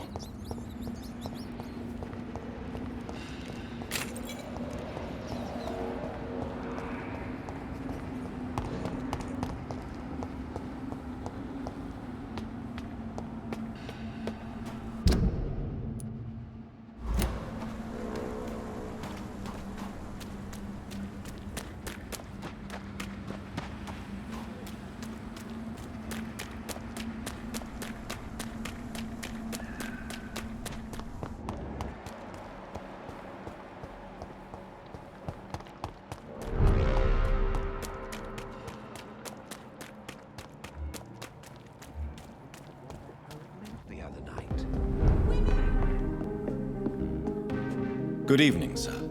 Please forgive me for disturbing you. I'm a doctor. I never judge a man by his title, but by his attitude. And you are not disturbing me at all. I am Calhoun Russell, and I welcome you. Well, I must admit, it's good to receive a warm welcome for once. I'm Jonathan Reed. Welcome, Dr. Reed. Welcome to my humble shop. How is the situation in this part of town? Life is good and peaceful. We're lucky to live in such an era of progress and wonders. Are you not concerned about the epidemic? Oh, I'm sure the authorities would take the appropriate measure if the danger were that high. You cannot expect the newspapers to expose the truth while the war is still raging. I can assure you that the situation here is desperate. Well, that's news then. But I can't believe that things are that bad. Are you sure you're not exaggerating a bit? For the thrill of it?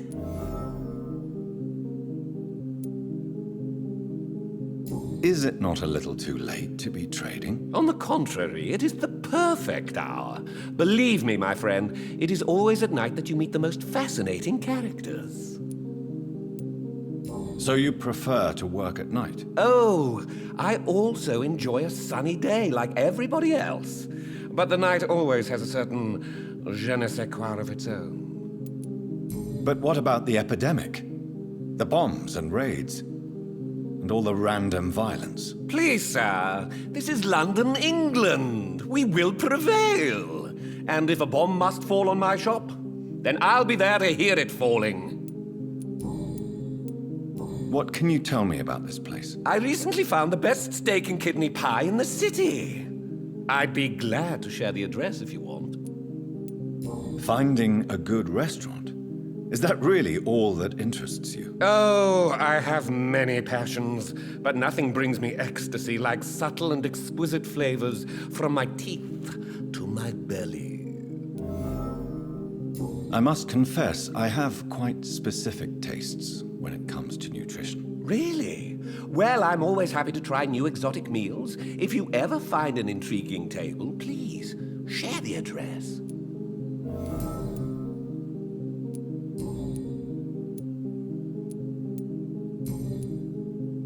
Do you have any family nearby? Not since my parents died. I'm London's lone gourmet. London's Lone Gourmet? What a strange title. I used that name in my early years when I was a food critic, and I kept it.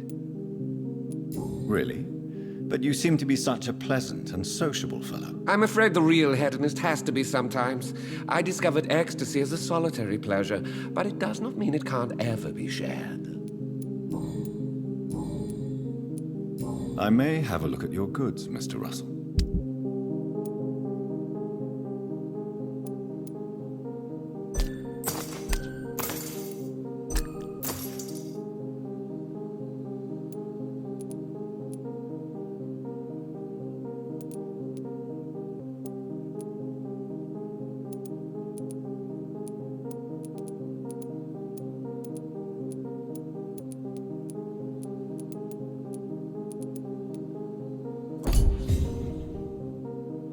Good evening. I'm investigating the source of the epidemic in this district. Have you noticed anything unusual? Not really. Wait, now that you mention it, I don't see the McPhersons in my favorite restaurants. They love delicate meals too, you understand. Thank you. It may be nothing, but I'll investigate anyway. Where do they live? They have a house in the southern part of the district, somewhere north of the railway bridge. There is a courtyard, if I remember rightly. Goodbye, Mr. Russell.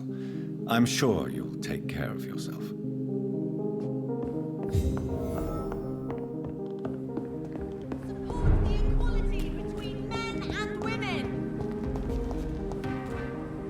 Good evening, Miss Ashbury. And good evening to you, Dr. Reed.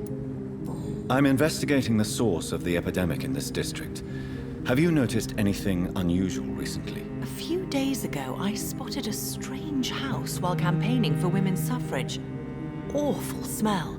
No answer when I knocked. Where is it? It's the Mullaneys, a nice family who live in a big house near the park in the eastern part of this neighborhood. Goodbye, Charlotte. Give my best regards to your mother when you see her. She's been quite bit.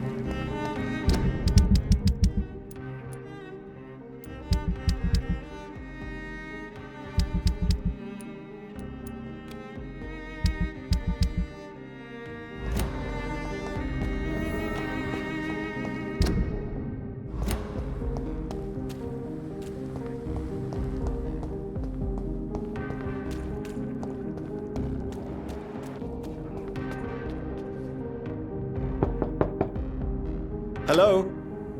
Is anyone there? Jonathan, is that you? I did not know you were back in London. Oh, my dear Johnny. I'm so sorry for your loss. Mary was such a sweetheart. Thank you, Venus. May I come in? I was going to bed, actually. I'm sure you can spare me a few minutes. For old time's sake. Of course you may enter, Jonathan.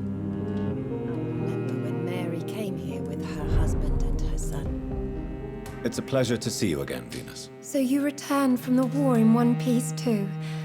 Thank God. My Clarence is back home too. How is the old rascal? Probably outside, chasing ghosts and chimeras. Clarence has changed a lot since you returned from the war, you know. How have you been since the last time we met? How long has it been? 3 years now? I've done my duty, like all British women.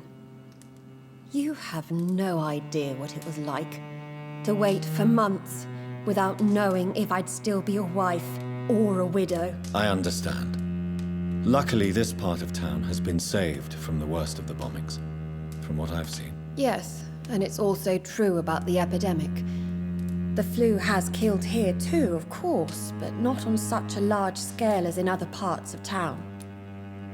Have you noticed anything peculiar about the neighborhood recently? You mean except for your return to town? No. Oh, and again, Jonathan, please accept my condolences for your sister. Why is my return so surprising? It's more an unexpected happy end than a surprise. You and Clarence, back from the war. You have no idea how hard it's been for me. Thank you, Venus. It was so sudden, and I've been so busy, I haven't spoken to anyone about it. I wish I could have assisted at the funeral, but you know, it's been so quick. And what with the epidemic in the streets? There's no need to apologize, my dear. It's normal, considering the circumstances. No, it's not. I am sure that Clarence has not even thought to present you his condolences. He is too busy with his penny dreadful stories. Do you need my medical attention? No thanks, Jonathan.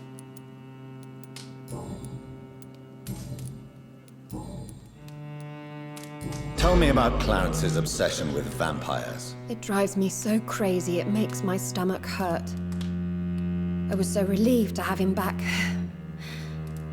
But I quickly realized he'd lost his mind in France. I understand your irritation, Venus. But you have to accept the trauma Clarence endured on the battlefield. The question is simple, Jonathan. Is my husband mad? Yes or no? Do vampires exist? Or is Clarence a lunatic? So you don't believe Clarence? If poor Mary, bless her soul, had tried to convince you of the existence of bloody vampires, would you have believed her? Seriously?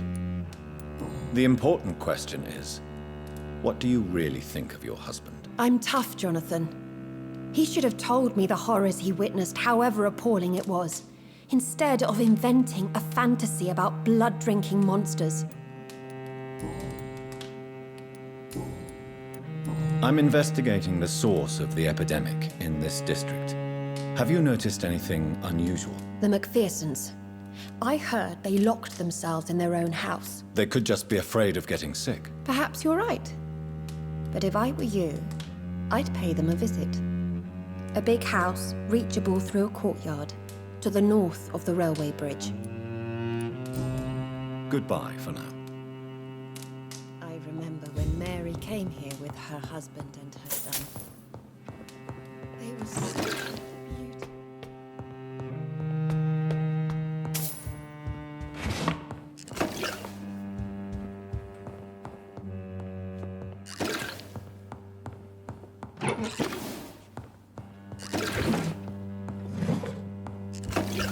It's locked, all right.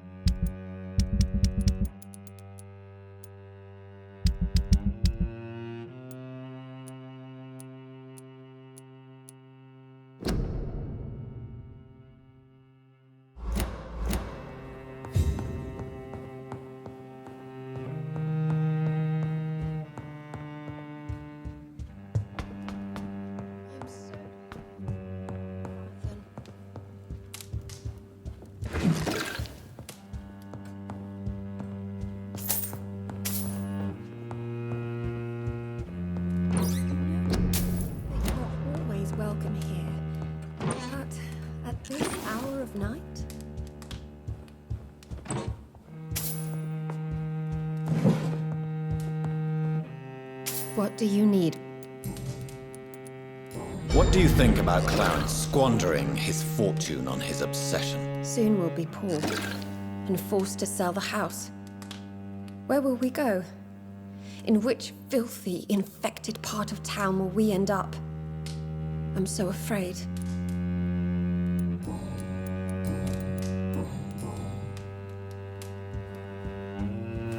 I'm so sorry for your loss, Jonathan.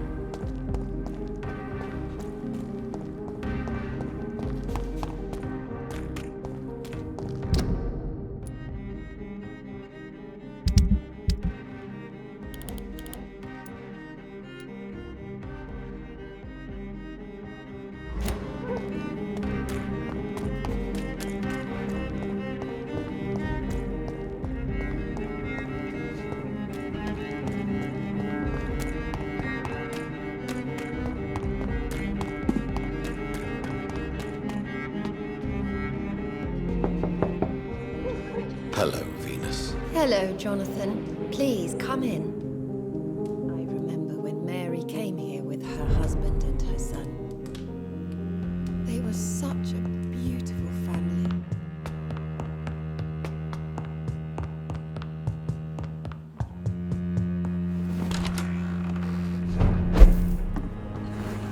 No invitation is needed to enter this building. That can't be a good sign. No sign of a struggle. It's...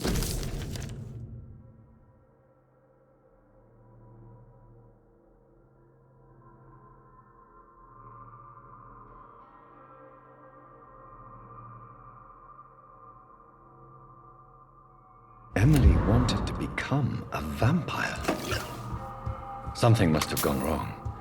Someone is responsible for this mess. But who?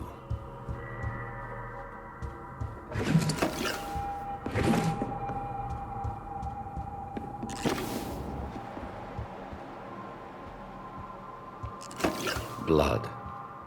I should follow the trail.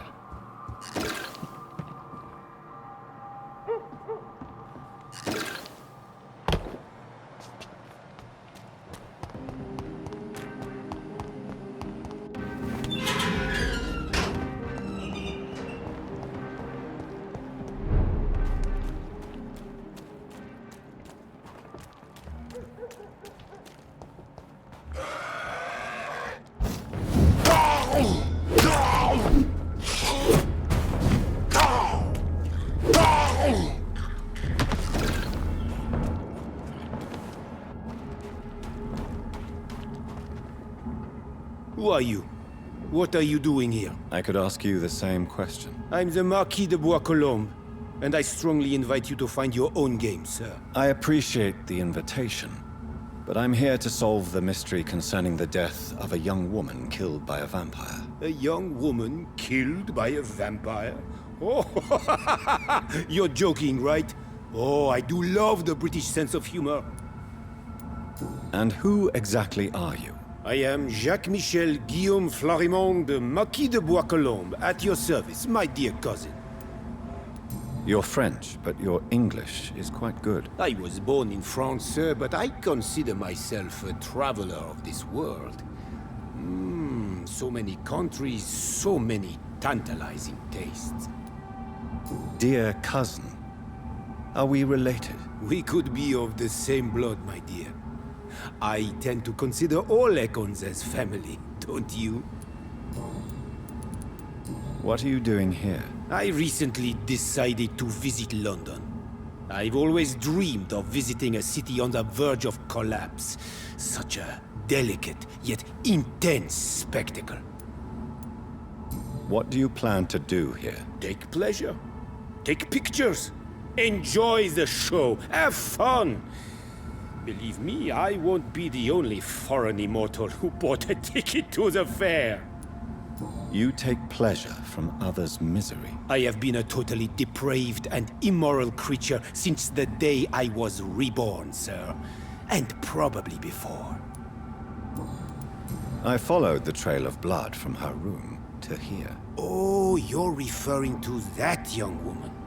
Yes, the meeting turned messy.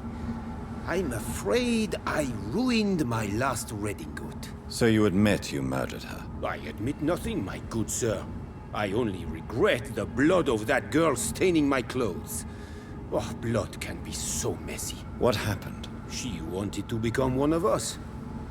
Not the first time I have received such a proposal, but I must admit her direct approach tempted me. And then what? The body rejected my blood. It happens, you know, sometimes even with voluntary prey.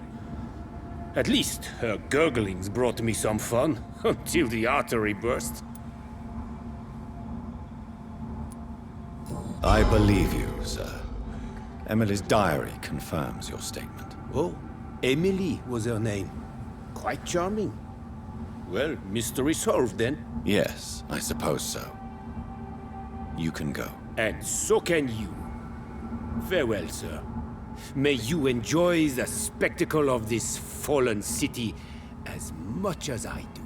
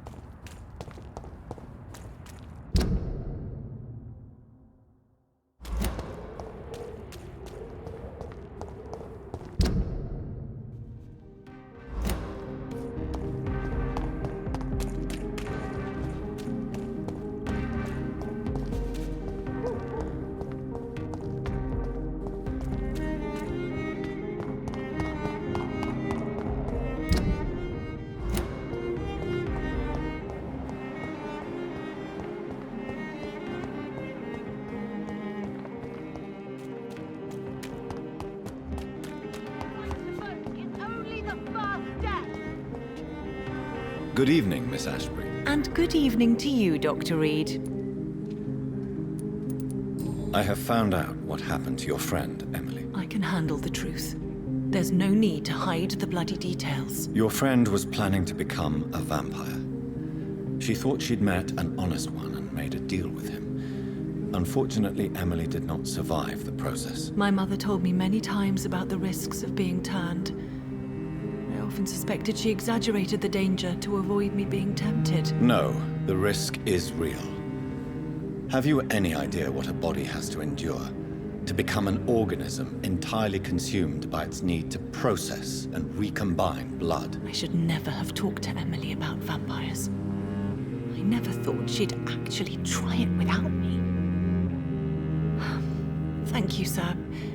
Here, take this for your discretion.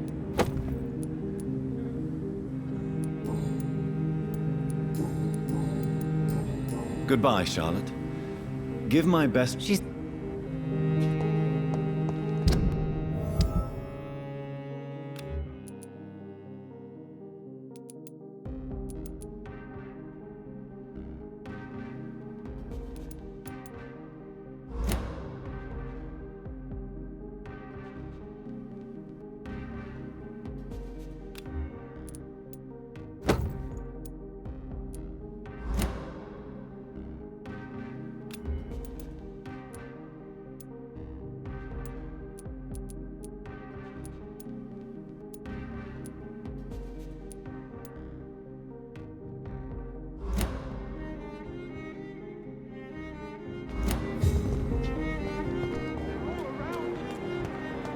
if you relate. Good evening, sir. May I have your attention, please? Come on, Johnny. Don't you recognize your oldest friend? Clarence. Clarence Crossley. How are you? My God. So you survived the war too. So sorry I didn't recognize you at first. I almost didn't recognize you either. War does that to men, I heard. In my case, it was true, for I witnessed the horror that lies underneath.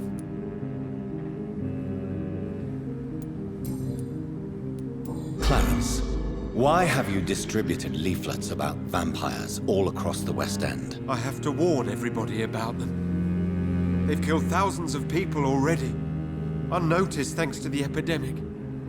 We are all in danger here. Vampires in London? Come on, Clarence. Who's going to believe that? I'm not mad, Jonathan. You have to believe me. I know they are real. They're all around us, even as we speak. Clarence, you've always been a reliable and a good friend to me. If you say you saw a vampire, then I believe you. Thank you, Johnny. Thank you for your trust. You don't know what that means to me. It's all right. But if you want my help, you have to explain exactly what happened. The first time it was in Rouen. I saw an officer drink the blood of a soldier. I saw its teeth, saw it bite.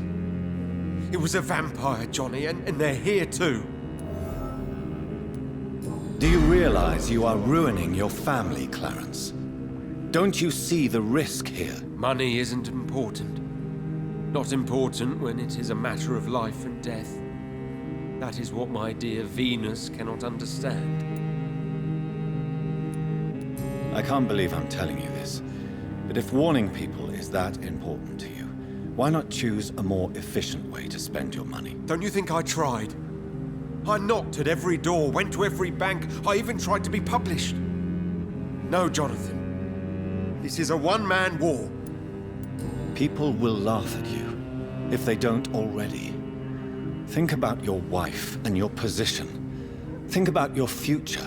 I understand my wife's embarrassment, but gossips don't kill, vampires do. There'll be no future if people don't open their eyes. When did you escape the war and return to London? You know what's funny? I almost never think about the war. Not anymore. I'm involved in another kind of battle now. What is this new battle? I saw terrible things during the war. Horrors I thought I'd forget. They're here too. They're everywhere. Vampires. I know what you mean. I haven't had much time to think about the war either since my return. Of course. With the epidemic, I bet you've been busy as well. Forgive me, Johnny, I didn't want to sound selfish. I'm investigating the source of the epidemic in this district. Can you help me? Infection is everywhere these days. But if you ever go to the park near that swanky house belonging to the Mullaneys... Yes? What about the Mullaneys? What about their house? Not enough noise for a big family with children. Not enough movement. Closed doors. What is going on in there? Tell me what you have discovered about vampires, Clarence. They've always been here. And if you search for long enough, you realize others know about these devils too. I'm not alone. What do you mean you're not alone? Who have you met? The Guard of Prewen. The Brotherhood of St. Paul's Stole. Ichabod Throgmorton. Those names always pop up when you dig deep enough. Have you spoken with any of them? No. With the quarantine, it's almost impossible to leave the West End. But as a doctor, maybe you could, Johnny. Are you asking me to help you prove the existence of vampires, Clarence? Yes, Johnny. Please, gather all the information you can find about vampires and bring it to me. You're the only friend I have left. I need you. Have you shared your research with anybody else? No. but I've published my leaflets all across the city, hoping that someday someone will realize I'm printing the truth. Clarence, tell me about the vampire you saw in France. I was enjoying my leave in Rouen. I left the bar, took a shortcut back to the barracks. I saw it in a back alley. An officer in a stained uniform, biting into a soldier's neck. But you were drunk, weren't you? Are you sure these two men were not just kissing? Please don't insult me, Johnny. I hid, and I saw him leave. Then I saw the body, drained of all blood. I've seen the same marks here in London since I've returned. Did you ever see that officer again? No. He wore the uniform of the Royal Warwickshire Regiment. I did some research, but found no trace of him. He probably stole it from a previous victim. How is your wife, Venus? We've spent so much time away from each other, and so many things have happened. But you're alive. You returned in one piece, and you have a family. How many soldiers can say the same? Believe me, it's not quite that simple. Unlike you, I'm not the man I used to be. Is everything all right at home? Surely Venus was relieved to see you return from France in one piece. Have you forgot what people are like in this part of town, Johnny? Venus fears for our family reputation. Now her husband has become the village idiot.